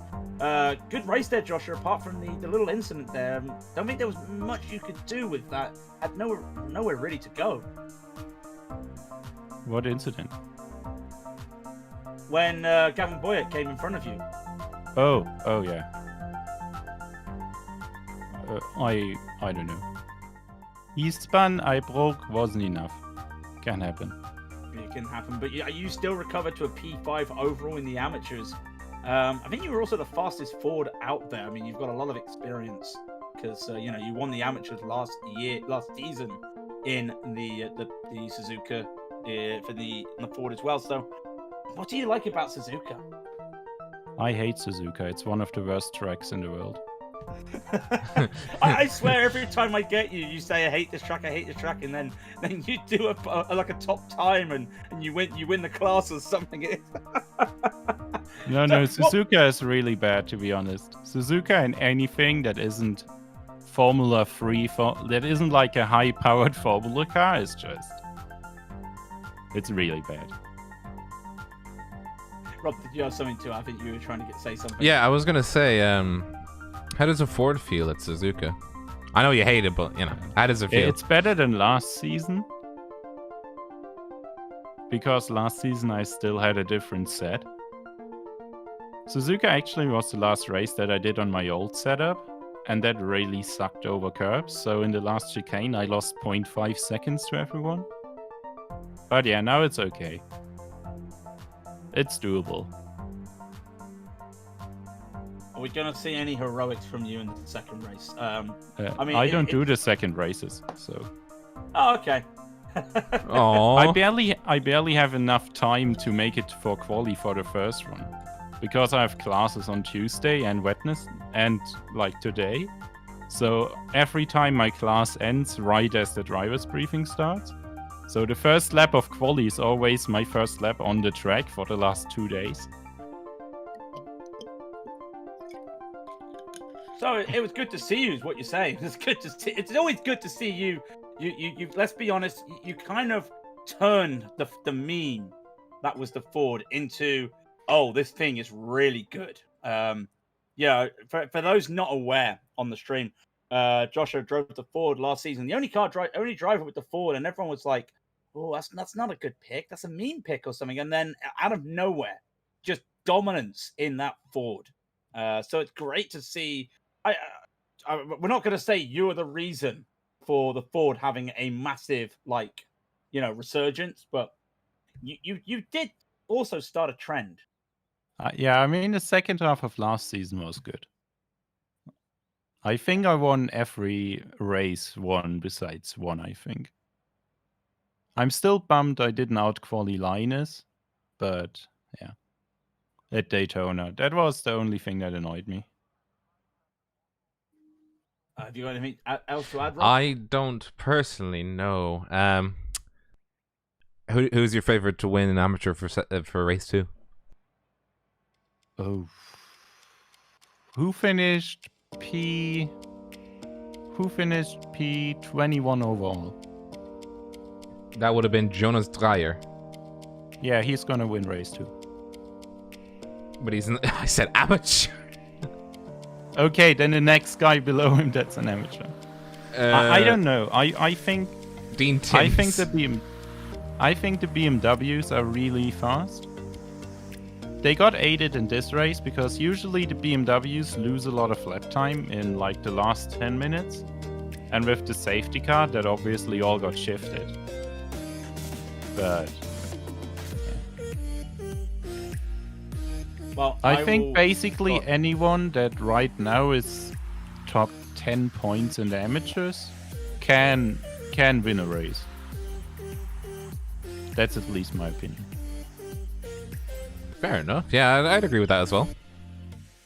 But I'll let you go and, allow you to have some downtime and potentially some sleep, No sleep. I'm here. I'm just here to gap the time between the two races, so Greg makes less unfunny puns. Unfunny puns. That was my main goal, to keep Greg from making bad jokes. And so far, I've stalled him out for a good amount of time. All right, go. Make me. Joshua, I must admit, it is always fun to talk to you. We will see you next week, of course, and all the best. Notch Life is gonna be good. Maybe this time I don't find the car that has mistaken it for the parking lot. But yeah, it's gonna be a good race. Yeah, like I said, all the best for you, Joshua. And from one driver to another, we bring Carter Hutchinson in, who I could have swore we'd spoken to this man Saturday during the ERO finale. But good evening, Carter. Good evening. Yeah, I'm hearing your voices too much. What's up with this? I don't know. Blame Rob. He does this. Just blame Rob for everything. What? What? blame Rob for everything. Now, good race for you and your teammate. To be fair, yours as well. You both had a really good race there in the Audi. I got anything else? Are you seeing? I've got to address this because there's been a lot of talk about this over the week. Have you seen a difference between your Audi and those BMWs at the front? And not just because RSR just dominate, but just in general, because there's a lot of BMWs in that top 10. Yeah, we're noticing a big difference. We've got to maybe take the points loss and switch cars at this point, especially with the Nordschleife coming up. It's just nothing. There's not enough in the Audi with the recent BOP, with the aero drag. So we might have to look at something with the Beamers. We were both stuck behind 3 BMWs that race, in which we were trying to get me to go ahead and try to shuffle them up. I had a little bit more pace, so Joris thought, you know what, go ahead and try to shuffle them. But as soon as you hit the straightaways and come out of the turns, the Audi is, I hate to say useless, but it feels useless in this situation. A bit like you're stuck in the mud while everybody else is in their Porsches just driving by. Yeah, exactly. I'm down in the bushes with my mudding truck, and I brought race slicks and everyone else bought these paddle tires. That's basically what it feels like. I love that. I love that. Sorry, I'm just laughing at that. Fantastic. So you're not going to get a good start in the reverse grid. Let's be brutally honest. You're going to be in the 20s. You are expecting survival, are you? I am expecting survival. I'm expecting, you never hope for a crash, but in this situation, you gotta hope that maybe a little net code or a little tapping happens and you get to, gain some positions. But basically survival last week was chaos. So hopefully the rolling start, solves that issue. And because we've just had Joshua who came in saying, I don't like Suzuka. What is your favorite part of Suzuka? Let's have some balance. I actually love Suzuka. It's one of my favorite tracks. It's just very difficult, especially in GT3, in my opinion, to make a move, especially if you don't have that straight line speed. Favorite part is obviously 130R. You can't, there's nothing like it. You clench your butt cheeks every time you go through it. So it keeps it very lively. I just read what you just saw, Craig, by the way. Sorry, someone in chat just said his favorite part of Suzuka is the pits. So... Yeah, you know what? I'm a big fan of the pits too. Nice scenery. You chat with the team. It's good. Everything about this place is nice. You get one additional set of toys for this race.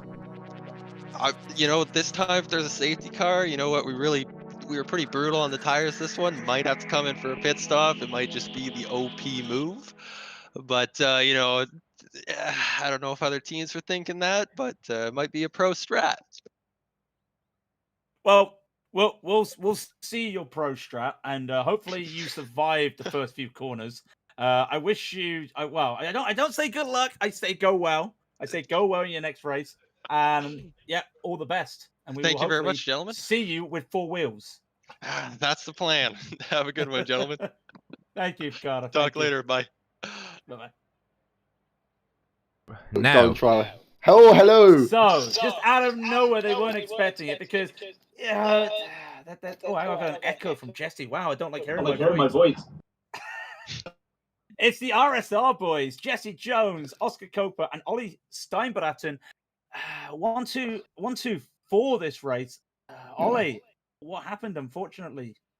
Yeah, through 130R, I clipped the grass just the tiniest bit, a few centimeters too much, and managed to lose the rear end.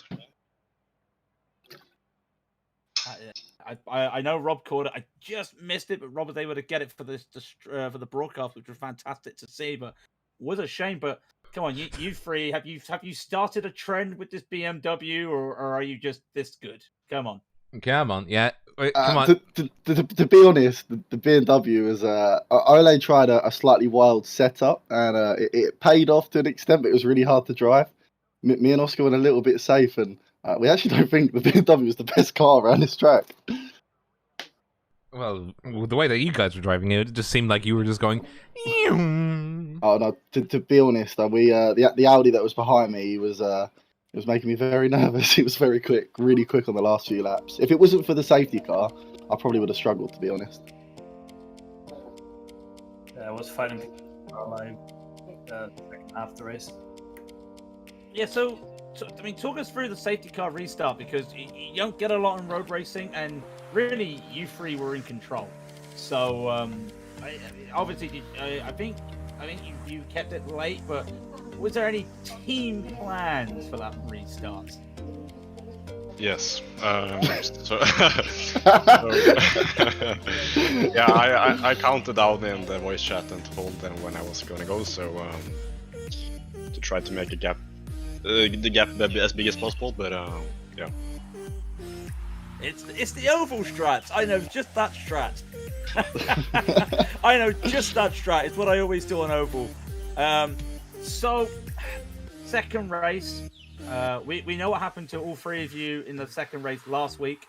I mean, fingers crossed and knock on wood, touch wood, that it doesn't happen again. But what are you hoping for on the second race? Because you'll be starting in 30th, 29th, and 27th. So I think to gain places, with obviously now we're doing a rolling start, it should spread out the first start of the race. The problem is with Suzuka, it's generally quite a difficult track. So there's probably only 3 or 4 corners you can really overtake. The good thing with the standing start is you could make a lot of places where it was all bunched up, and obviously you gain from people's mistakes. With the sort of stretched race start and everyone probably going to be on full pace a lot earlier on, it could be a struggle. So I'm hoping I could just maybe squeeze in the top 10 in this race, if possible. As far as we don't need a safety car, we need every single second we can get on track. Yeah. Does the car get better over the session, or? No. No. No. Yeah. no. Yeah. It's just a solid no. It's like, Yeah, I mean, it's for traffic. It's the only reason we want every lap we can get. I mean, for the first race, the safety car helped me anyway. But yeah, for race 2, we need every lap we can get. even the Rob, sentient. sorry. What? Go ahead.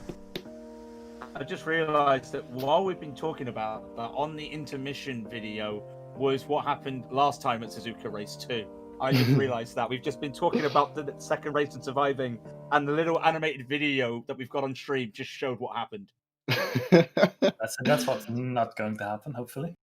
And yeah, hopefully that's not going to happen. To be fair, it's a wise choice doing a rolling start.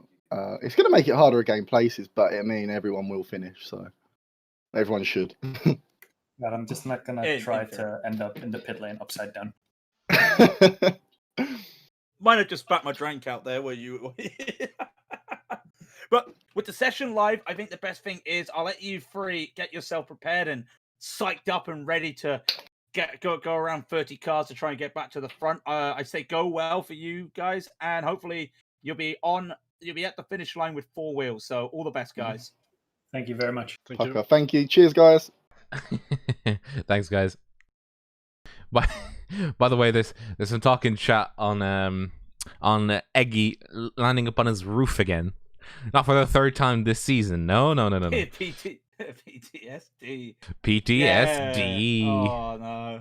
Louis Eggleston unfortunately has managed to, even in the press day, was able to end up on his roof. Yeah. Yeah. So fingers crossed that doesn't happen. By the way, guys, just as a reminder, we do have super chats now, and coming soon will be memberships. So, if you got some spare $1 dues, give us a thank you, bye. But yes, if you do have any spare $1 dues, we'll be soon launching memberships for the YouTube channel. So if you'd like to directly support us, we appreciate it. We're just getting loading. I've already failed at this shilling thing. We're just loading into the session now. If you please would stick around, we're just getting the second race up and running. And we will discuss essentially what will happen for race 2, which is going to be a change to double file start. Technically, it's Yeah, called double yeah, file we- restart, but iRacing is a bit ooh like that. Yeah, we decided it's been decided no more grid starts, which was kind of fun. It was fun yeah, when it worked, but then when it didn't work, ooh. Yeah, I'm gonna miss talking about Adam Christo's starts because he had some amazing starts in grids. I mean, to be fair, that's just him getting BOP'd. That's his BOP. Yeah, Oh, that's his. The animations come back again with that clip, and car goes flying, car goes down. I just want to talk about that incident because it all happened. A couple of guys going a bit too fast at the back, which with the new start format will not happen this time. There was one car being ridden. I think Adam Christo. He actually had a Twitch clip of that. We had the clip of that.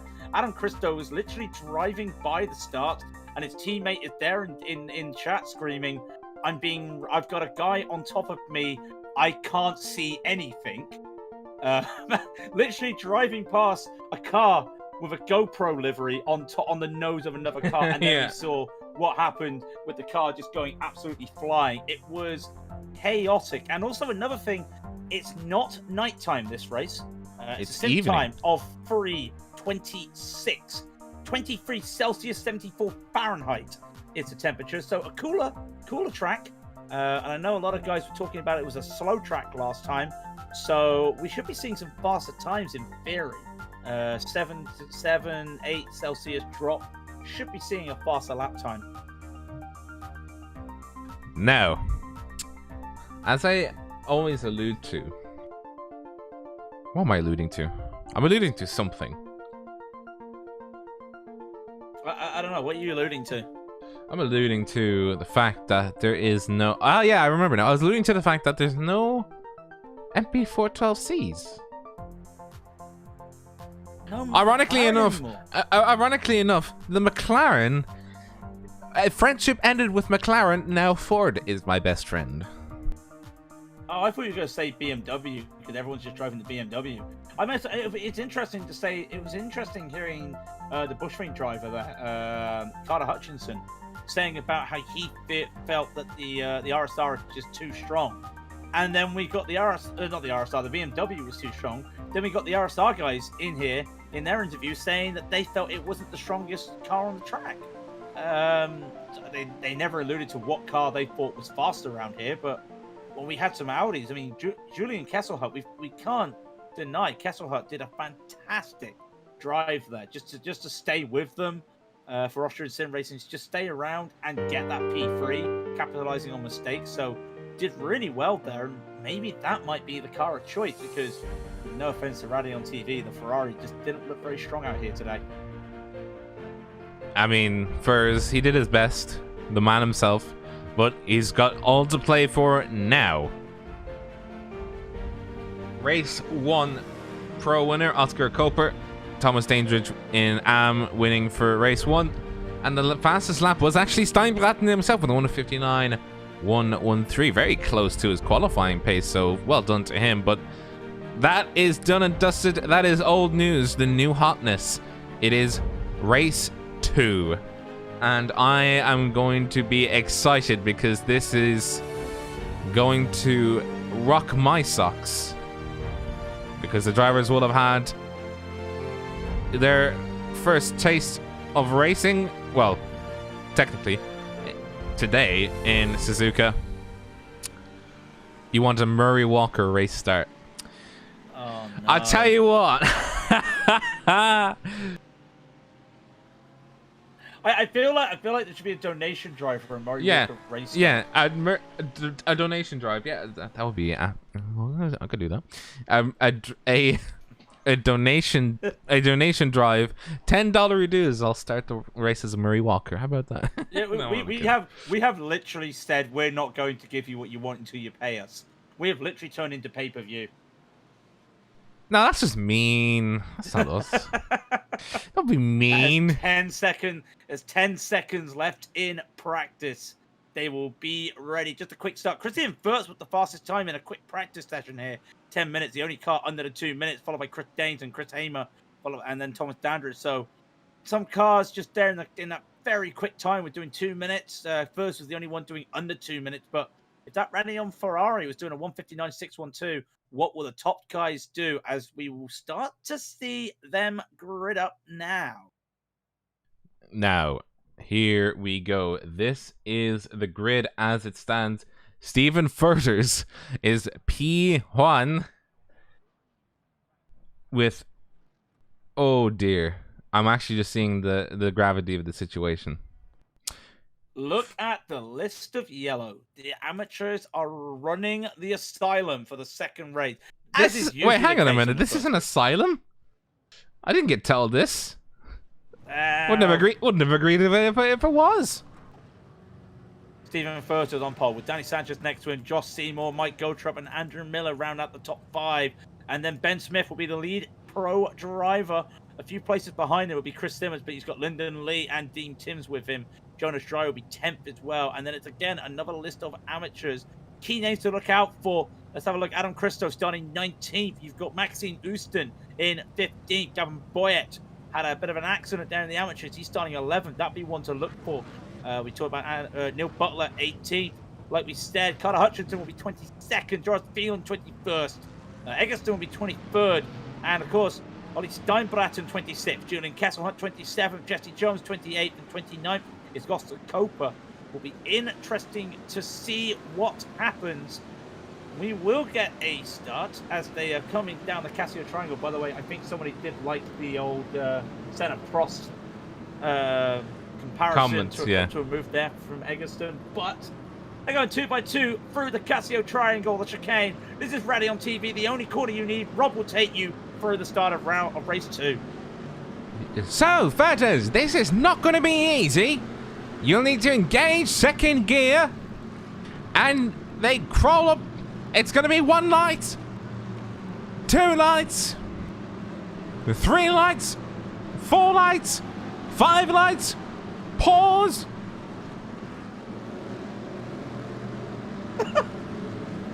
And it's go, go, go. I can't believe you just did that.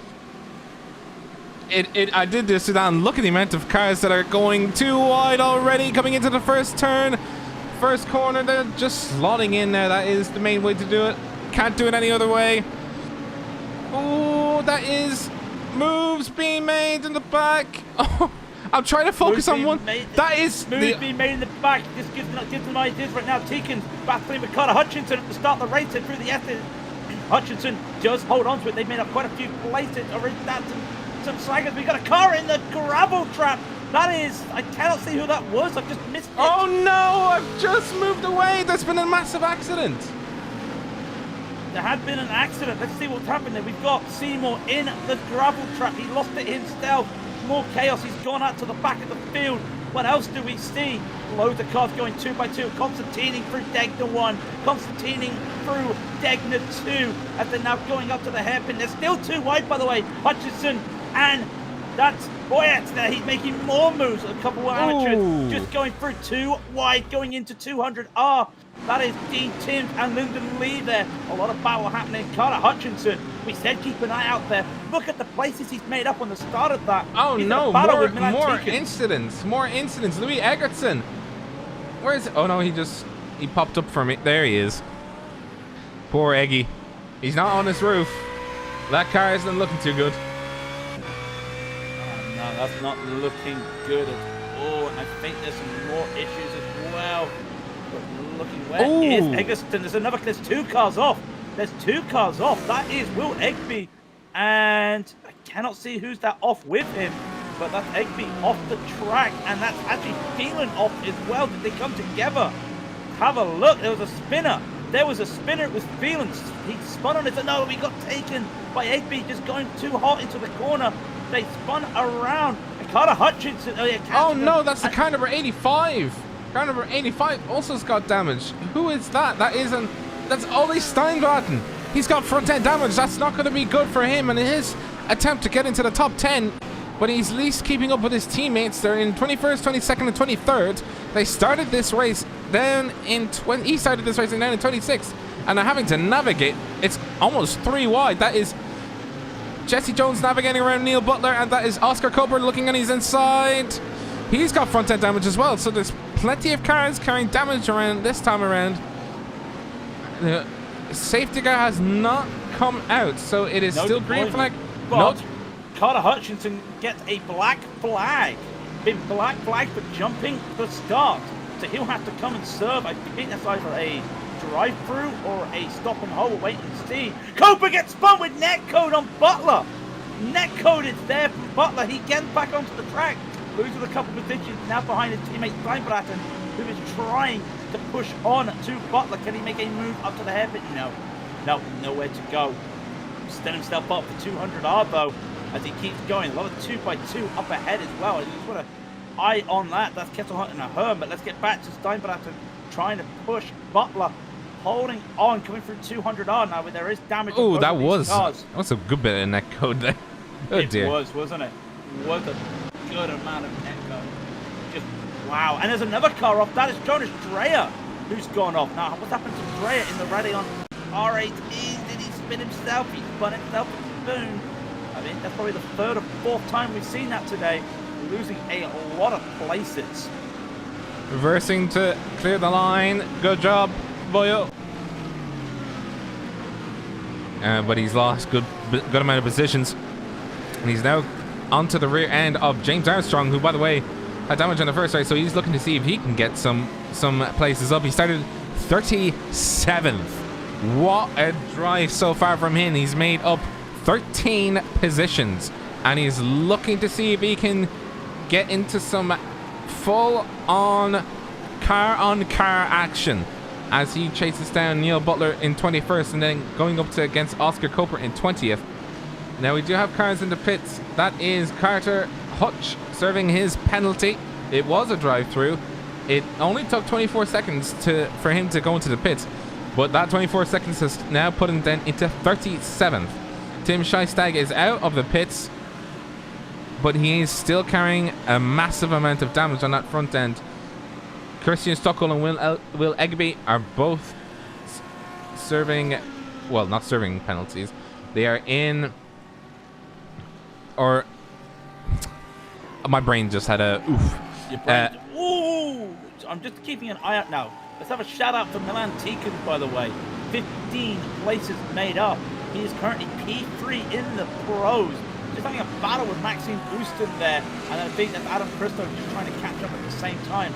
Lots of battling happening. He sees P2 in the pros as Chris Simmons goes by somebody, and somebody's gone off there. Two people's gone off there. I think that was Chris Simmons. Yes, Chris Simmons loses it into Spoon. He tapped Mike Gotrup going into Spoon. Oh, he just thought there was enough room and late braking, and it wasn't. Oh my God, he just sent. Yeah. He sent. Oh no, Louis. No, sorry, it's not Louis. Sorry. That is Gotrup still. Just want to replay that as well. Just from... I think he wanted to make the move, but I don't think he realized that Gotrup was not all the way to the right. And just the braking there was a bit too aggressive. And yeah, just made the mistake. And Simmons is out from P2 in the pros. He is out of the race and he's parked the car. Ben Smith still leads the pros, by the way. I'm talking about the front, but Steve Schwartz, as you can see on the live timing, leading overall in the amateurs. No, we've got an XRC car off as well. Chris Daines. And Chris Daines had a great race to start, and he's out of the race. But, oh dear. That's not what you want to see. Not what you want to see racing at the start-finish line. So much bumping, and neither of them wanted to give it up, and I think they just got collided and stuck together, and that was just the outcome. It's almost like they were glued together there. It did look like I think they were trying to separate, and then it was just like, no. Now, Ole Steinbraten and his teammates, the Lucky Marys, they're 15th now. Jesse Jones is actually in 13th. And just charging forward. Ooh, look at the moves as this man's just sending it. He's licking the Move. stab. He's sending it safe. We saw this at Le Mans, didn't we? He just made so many moves at Le Mans and just played it safe. Got a large gaggle in front of him though. Just have to hold on. That Boyet on Tim's, who's got Kesselhunt and Christo in front. I haven't talked a lot about them actually. Christo and Kesselhunt. That's a very important battle in the pros. That's the 4th and 5th between those two. Just keep going on.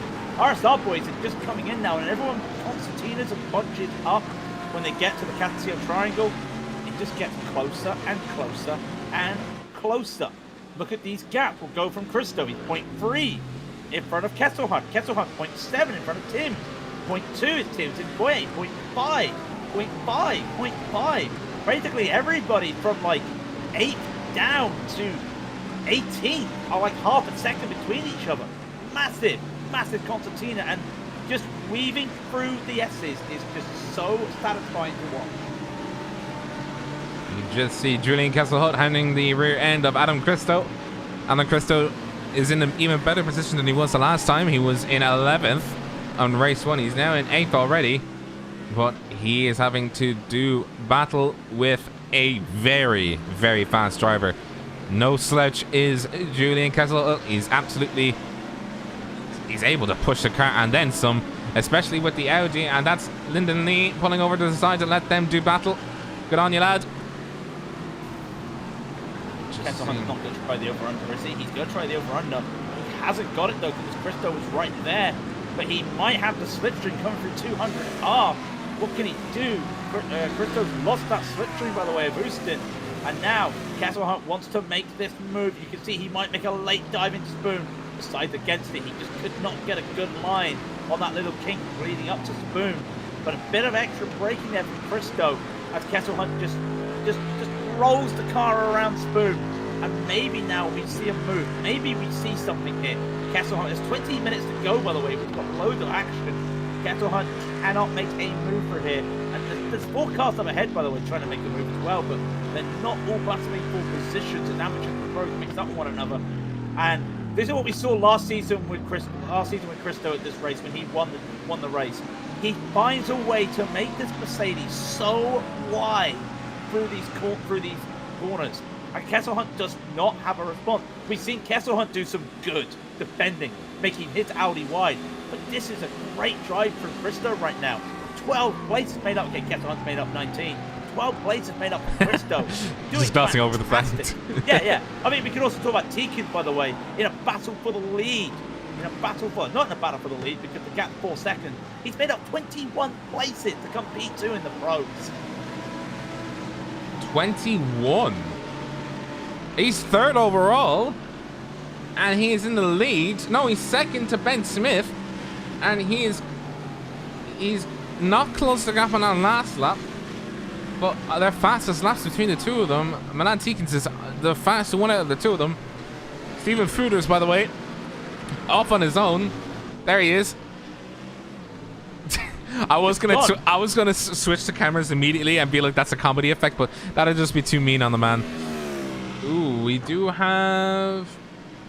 Oh no! Steinbratten's off. And he's got damage to that wing. He has got damage to that wing. And what's happened here? Somebody else has gone off as well. Car in front of them went off. That looks like it was Boyet. Looks like Boyet went off there. It was Boyet. And then Dandridge, he goes off. And oh no, that was Steinbratten. Did he lose it himself? He lost it himself as Dandridge went to avoid the crash, going off to the grass there at Dunlop. It looks like Steinbratten just followed him. Yeah, the car, he just clipped the grass, and he could not keep the car straight. And yeah, into the wall he goes, and another car comes and follows him, and that's it. He then just got caught up by another car. Just a really weird incident there, because he was fine, and then another car made the same mistake and collected him. Unfortunate it's happened 2 races where he's just touched the grass in a place where he shouldn't. But glad to see that it wasn't necessarily because another car hit him. Oh, we've got a spin. We've got Maxi Newton spinning at the first turn. Spun on his own. and it just looks like he was pushing and pushing. He was currently P3 in the pros. He's going to lose a lot of places. He's now behind Oscar Copa, who's 11th overall. A lot of them battling at the moment down the field. Adam Christo's made up more places, by the way. And with that spin, he's now P3 in the pros. He's got Danny Sanchez, an amateur behind him, who's bookmarking Sanchez, Kesselhunt. Bookmarking, we say, using a slower car to your advantage to get away from the car you're facing. Ooh. They are the same classes, but having that amateur in between two pros just helps you. But Kesselhunt's got by him really quickly there. And in fact, actually, that looks like Sanchez is going down the field, losing his place to Andrew Miller now. So that's P3 in the amateurs. He's lost there. Kesselhunt is trying to catch on to Christo. No, he lost P2. He's now in P3, as we says. Sorry. Well, you can just see how really the cards were just not in favor of Danny Sanchez in that time. He was trying to let one pro through. Jesse Jones was like, I'll have some of that. And then Andrew Miller was like, I'll have some of that. It's their seconds. It's their thirds. It's their fourths. And he just took it and ran with it. And now Lyndon Lee is looking like he wants some of that nice chocolate chip pie. As he's coming up and closing up towards Danny Sanchez, who's gone from 5th to 8th. He's lost 3 positions. Not necessarily 3 positions in his class, but he's fighting back against Andrew Miller. He's not letting it go. It's not... Ooh! We're having another Senna versus Prost coming. Oh, they touched, and Andrew Miller's gone off, and both of them have gone off, and everyone's just got to avoid them. Everyone's got to avoid them, and it looks like Miller does the same thing. He's got a little bit of a runoff there. Might have just tagged the wall, but he's got a bit of a runoff there. Plays it safe. Everybody else spins. They both almost made that through that. Danny Sanchez, though, the better off of the two. That was really, really bad there. They both could have made that. Just a small mistake. Watching quickly, Simon Dodd spent a big lets him go. Simon Dodd almost sliding out the car. And then they both touch. They both touch. Vic just goes in too hard. And they both make contact. And it looks like Vic spun, but Dodd kept the car standing. Oh, this is all going off at the back of the field. The front of the field is just tense for the pros, but it's all happening. Where do you look at the moment? No, that was Dodd having a bit of an issue with his car. Just lost it. Absolutely lost it.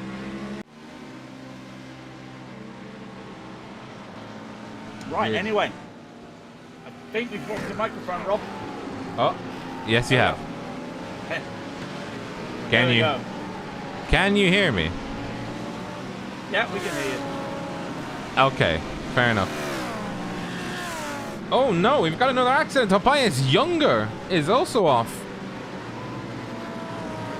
Yep, Younger's off. He's got lots of damage there. Looks like he's happened during the hairpin. Quick replay to show you right now, coming through up to the hairpin, through Degner up to the hairpin. Look what happens. Oh, he got hit from behind. It wasn't even him. A lot of damage to that rear as well. Hit from behind and almost going over. That was a weird one. just to see, really weird. So let's just give an update. Everyone, you can see everything. You know. Oh, it's the car 20. Eggy. I know that was a mistake because he tried going left, but I think he wasn't expecting the car to pull in front of him. We'll gloss over. We'll leave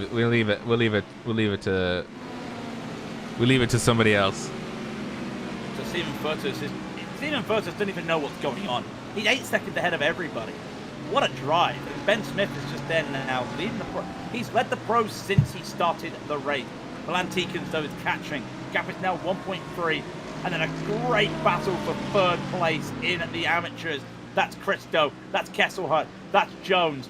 Fantastic driving. Kesselhunt trying to find move. He even tried to make a move down into Degner 1. Couldn't make it. Can he make it to Degner 2? No. Just an uneasy end of the rear of that car for Christo. Just allowed him to keep that position. And you come up to the hairpin. No way you can go on the hairpin. It's just too narrow entering the hairpin. But this brings Jones into it. Jesse Jones is now just getting drawn into it. And the rest, Houston and Copa, they're 6 seconds behind. Nothing's going to happen between those. Kesselhunt has been hunting for the last couple laps. for a place to overtake. But every time he thinks about it, then they're in a place he can't go. And then by the time he thinks about trying to make a move, they're too far away. This is the place, if he wants to make a move, this is the place he can make a move, but the exit is so much better for Christo. And even though the selection is going to be there for Kesselhunt, nothing's going to happen, and Kesselhunt's now on the defense. Jones wants to make a move, and Jones just lifts away. He knows this is not the time. This is the battle for P3 in the pros, and it's absolutely brilliant. Jesse is going to make sure that he does it at the exact right place, the exact right time, and that's Julian Kesselhunt attempting to do an over-under, and the Casio triangle. It's not really going to work out like that. Oh, he's trying to see if he can defend himself, but that's not working. He's dodging this way and that, but Kesselhunt will not let him pass, not without a fight, as they come into first corner. Jesse Jones backing away, Julian Kesselhunt defending his apexes as best he can. Keep an eye on this as we move down the pecking order back. Oh, Danny Sanchez is off. Louis and Danny Sanchez are both off. He gets an off again. Very weird and a lot of damage.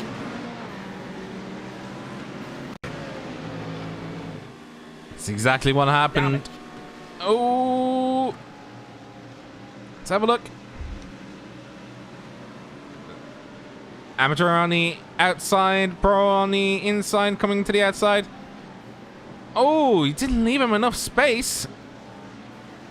And they're both in the wall. That's a very, very weird thing. Too many crashes today. It's a little bit hectic out there. People trying to make up places and get around amateurs, and pros and amateurs trying to make sure they keep themselves out of the way. But Christo is still in this battle, but the lead battle is really holding up right now. Well, the lead for the pros, sorry, because Furtus is so far out. Tikins is now caught up. It's now half a second. He was a second faster the last lap compared to Ben Smith, and he is pushing. He is really going for it. The gap is really good. We'll keep an eye on that battle with Christo, Kesselhunt, and Jones. That's heating up as well. It's getting so close to one another, but we could see a change in the pro lead right now. Milan Tikins hunting down Ben Smith, almost touching the back of that Mercedes as he came out the Casio triangle. He will get the slipstream 0.2 of a second as they cross the line. Could be 0.1 of a second. Who's going to make the move? I don't think Tikins he's too far away. Too far away. He would just hold back up and just wait for a moment. Even there for the end of the first turn, he wants to make a move and he can't. And while this is happening, if they keep battling, in fact, these guys in third, fourth, fifth, they're actually getting closer. I can't believe I'm saying that. They're getting closer to these while they're racing. This is chaotic. Just trying to see which will crack first. Will the time crack down to 0 and the white flag, checker flag will fly? Or will Ben Smith crack and Milan Tikins get into the lead? Just kind of keep an eye out everywhere at the moment. Like I said, we've got this battle for the leader of the pros. We've got a freeway battle for P3 in the pros, and then down for 6th. We have a couple of battles as well for Axie Houston and Copa. Just was it Jesse Jones pushing to the back, and you've got a spin there of Liam Ahern there, losing it again at turn 1. We've seen a couple of those going on, but this battle just keeps going. In fact, Jesse Jones almost hit the back of Julian Kesselhunt. We're watching that one. Let's watch this amateur battle right now with Harry Wills. Just looking at it now, Harry Wills and Simon Dodd are going at it.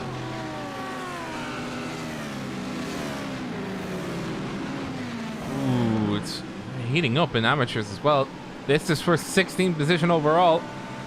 And we're just seeing what these guys can do.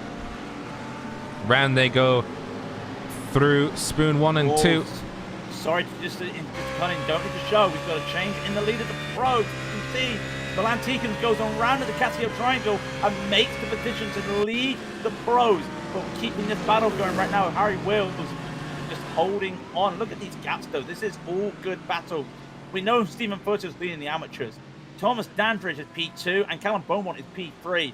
So this is a battle really. If Harry Wills can catch on to Tim's, That's the battle for 4th and 5th because Dre is in front there in 4th.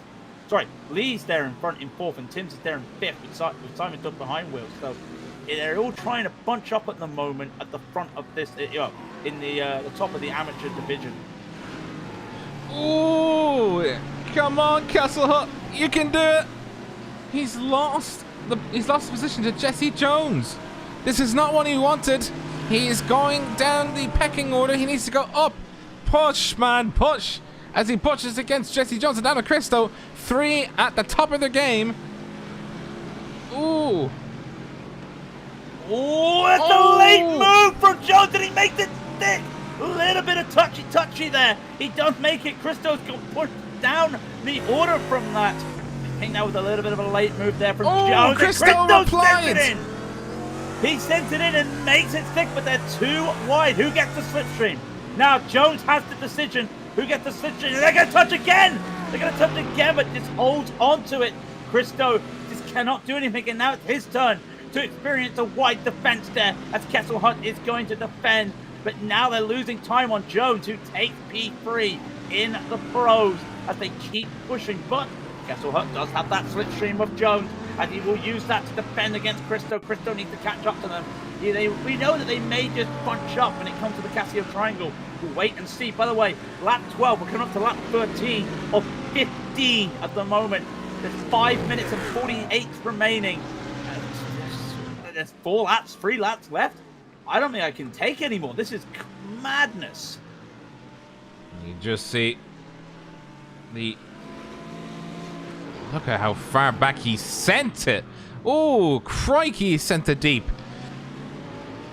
On Julian Kesselhut, making sure that Cristo understood that he can't take it that way that easily. And took his position back, and now he needs to chase down Cooper or be chased down himself by Adam Cristo. He needs, oh no, not Cooper, sorry. He needs to chase down Jesse Jones, but Cooper is in the background. Yeah, Cooper's in the background. He's actually pulled away from Maxine Houston a little bit. Set the fastest lap of the race at 1:59.806. So really pushing hard right now is Cooper. He's got clean air. You'll see a lap car of Josh Seymour coming up in front of him. Shouldn't be too much of an issue. But he is catching. The gap is 3 seconds between Cooper and Cristo. And there is time.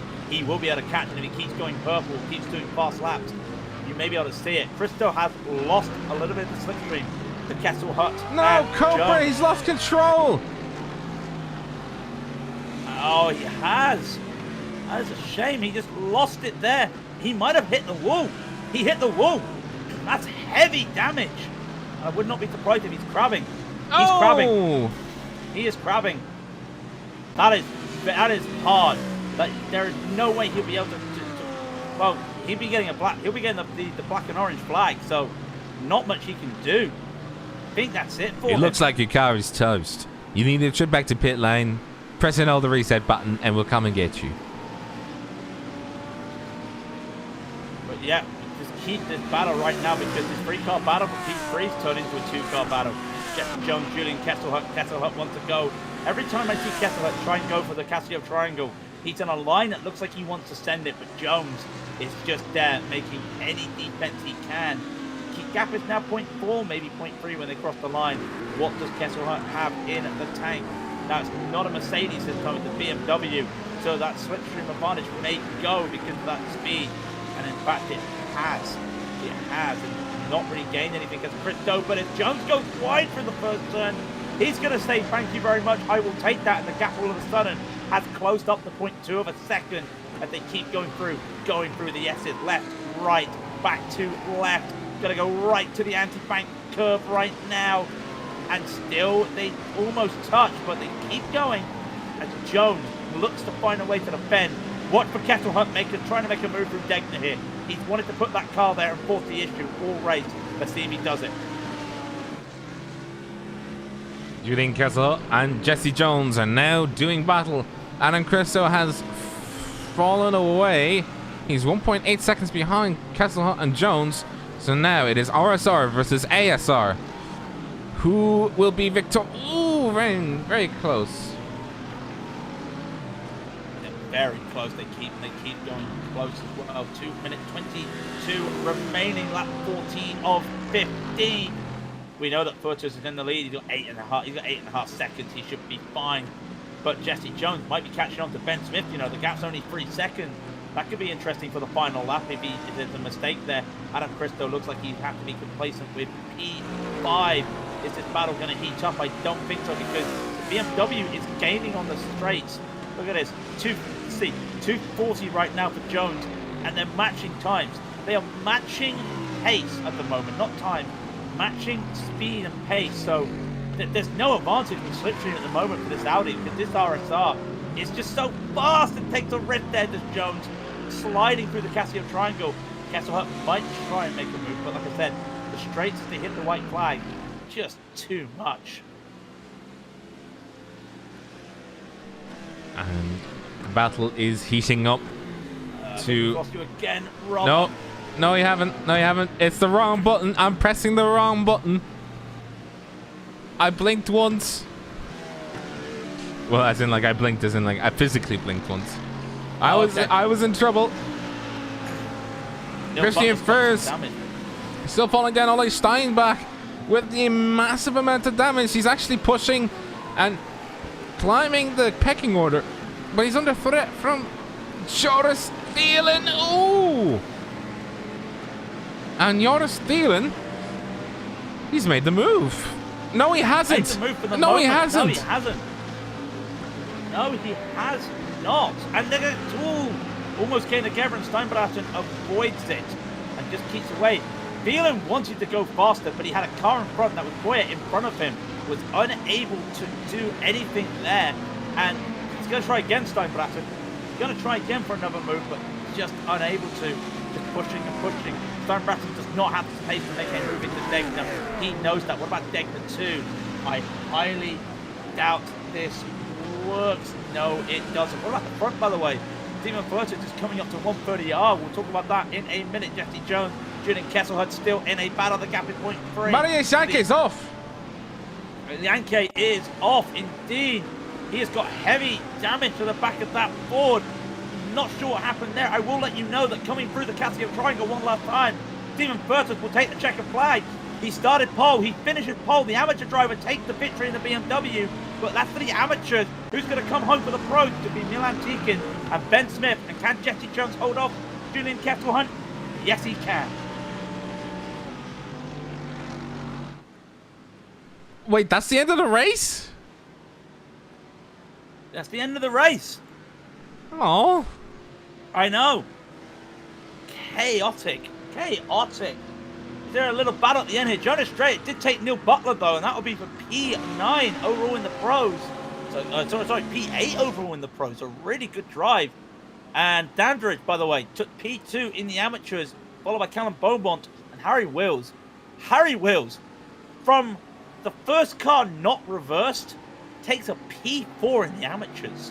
well done. Well done. Well done. Absolutely crazy. Wait, would a person in the middle count as not being reversed? Pardon? Well, the person in the, if somebody was 15, would they not be reversed? Would that count as not being reversed? Everybody just pivots around them. I'm not sure, but A big brain think. a lot of cars making a lot of places up, by the way. We know Tegan's made 22 places up. Jesse Jones made 24 places up. It's not his Le Mans drive where it was 33, but 24 places. A lot of places to make up. Really good drive. So, we will let the race results speak for themselves. Just look at that. Stephen Footers, 7.7 seconds ahead of everybody else. He started this race on pole and then just sort of went with it and then stayed there. But well done to Jesse Jones and Milan Tikins. What a drive from them two. Whew. And Julian Kesselhut as well. Yeah. The three of them. Whew. And let's not forget Adam Christo as well. It may only be 13 places, but he has shown on these second races how he can be dominant. And it really just shows his his ability for overtaking and safe moves. And apart from that one little issue at the hairpin, he had a really good race. So himself, a really good shout out there as well. I think then most of the cars making places. Well, we talked about Harry Wills, started 30th overall, came back and took a P4 in the amateur. So really good for him in that quest for the amateur championship. Chris Hamer, by the way, as well, 26 places. He came up, finished 15th overall, started at the back of the field. Simon Dodd made up 22 places, came to 16th overall. A few others, James Armstrong made 13. Mark Bailey made 15, so really good drives all around. But out of a 41 car field, only 30 cars on the lead lap, with a couple of them either retiring or having to pit for quite a while for damage.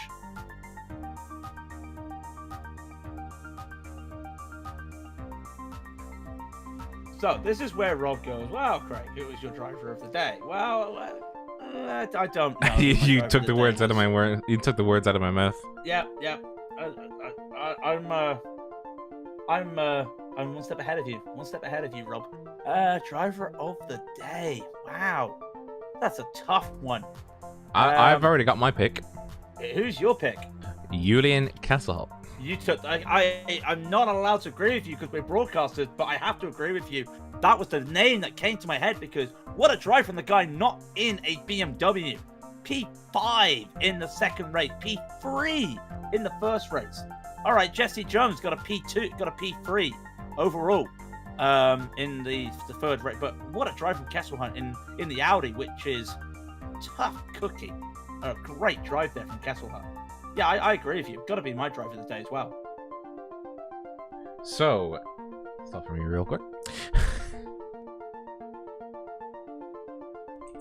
Yeah, so we're just finding that image. By the way, ladies and gentlemen, that was the RacingSimRigs World Series every Wednesday night at 8 o'clock. Well, sorry, 2000 GMT. Sorry, I'll get it right. I forget that the times have changed.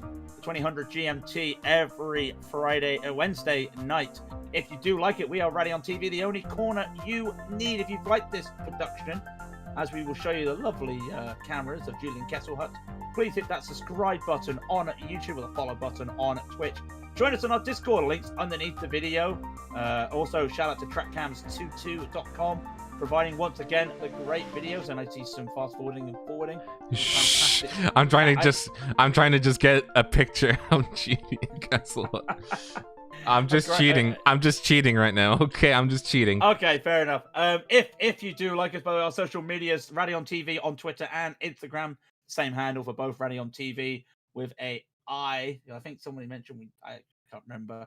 Somebody mentioned something, but I'm kind of well, I gotta be honest. I had a bad voice from Sunday night, and I will not be able to talk. But I'll tell you what, while we're just waiting, let's bring in Adam Christo, because a great drive once again. I think you're the master of second races, Adam. Welcome. A great drive to get a P. Well, could have had a P3, but coming home with a P5 in the pros. Yeah, it's so close. I managed to obviously get up into fourth, and I was like, oh, actually, a podium's realistic here overall. But I was also looking, and I've just had a quick look at the start. The start was a bit of a mess. We've got it in place where you're only meant to go once the car in front goes. But, of course, what happened was one of the cars from the back went when he believed the car in front was going, and then, of course, a bit of a chain reaction to everyone else going behind them as well. So I think the officials are going to be pretty busy going through the race start, that's for sure. But no, I had a great race. I had a great battle.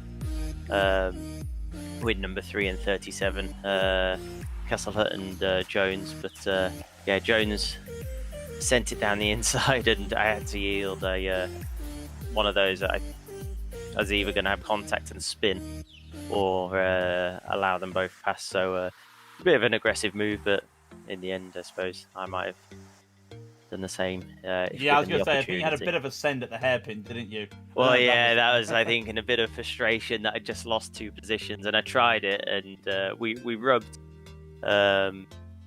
with the Audi, but in the end, I think a pretty solid result. Another 2 races finished, so I think a decent amount of points, 11th and the 6th.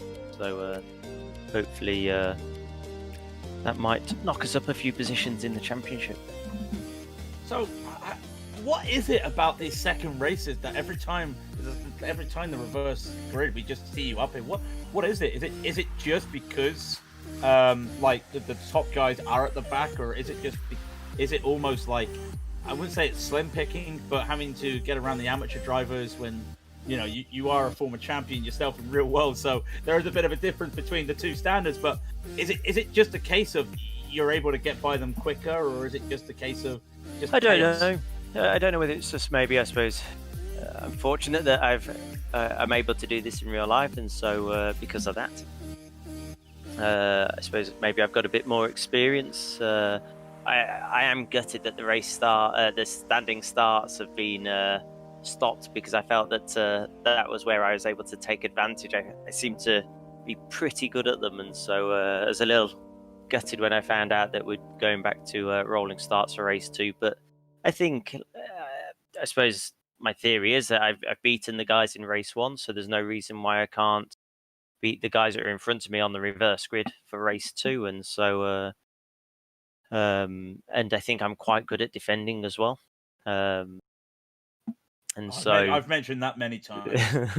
I'm pretty good at making this Merc pretty wide. Yeah, So, that's literally what I say. It is really good to see you just make it wide. It's also changed because ever since I've seen you made it wide, I have seen a lot more drivers in the series as well do that same thing. Just put it in a place where it is just there is nowhere to go. And of course, Suzuka being a narrow track as well, it is one of those situations where just got to just take it easy. Yeah, and there aren't those there's options. 1 or 2 key points that you can overtake safely around here, and against the Audi, I was able to hold him off, but the BMW, I think, has just got a little bit more go in it at certain parts of the track, and so I think the BMW seems to be super strong at 2nd, 3rd gear. The Audi doesn't have great top speed. The Merc on here has got pretty good speed, but it just feels like I can get it to dig into the tarmac for the cornering. So I think you could see that through all the wiggly stuff, the other cars were a bit faster than what I was. So no, I had a lot of fun either way, and I think I'm looking forward to next week. So next week's on my home turf, so hopefully I have a good run there. Give us a VIP pass around there, Crystal, would you? Will do. In fact, I think there's still some tourist days there in real life next weekend. So not this weekend, coming the one after. So I might have a little wander over there after our sim race. Yeah, a little poke around the corners. You can reminisce over the moves that you've made in iRacing, Exactly. So, but in the end, it's been another great race. I had a lot of fun. Like I said, I know the official. I think this track is extremely tough for everyone, because of course you do start to get a little bit desperate with the overtaking. So I can imagine that I don't know what it was like at the back of the grid, but I could hear the chat going a little wild at one point. So I think the boys are going to be busy in the background, possibly correcting a few things. So hey, maybe there is a chance of getting a little closer. I suppose. Hold on. There was one. The Am that won, number 68. That's brilliant. Yeah. So Yeah, obviously he just went at the start and then I know, and nobody then ever that saw was him it. again. Yeah. And that's the perfect race for him. The race couldn't have been short enough. It's one of those, when you're at the front, you're waiting for the race to the checkered flag to finish. But when you're chasing, then you're hoping the race is never going to finish, because of course you want to take that time and opportunity to try and gain position. Indeed. Do you have anything else, Craig? Or?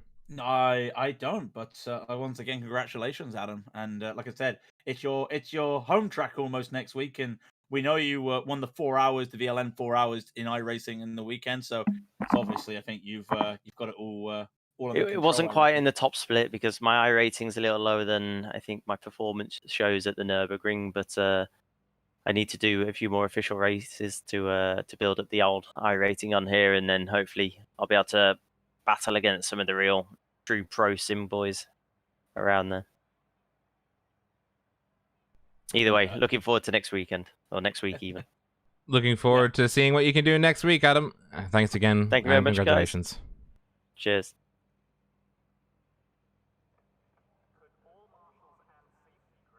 Well, Rob, So it is. another week done. It's another week done. Yes, indeed. So we've done our shilling. We've done all of our bits and bobs. Oh, should we just say hello to Steve? Let's say hello. Let's Yeah. just have one. Let's squeeze in one because let's be honest, we got to talk to the winner of the race. I mean, Steve Furters, welcome and congratulations. Thank you very much. It was almost like a gentleman drive for you out there. Not really a lot to do. Yeah, the second one wasn't it? just a little bit. I think at one stage you were 9 to 10 seconds ahead of PE2. So Was that right? Yeah. So no, but you know, a win's a win. You know, It is, the amateurs it as well. is. It's a great performance for you.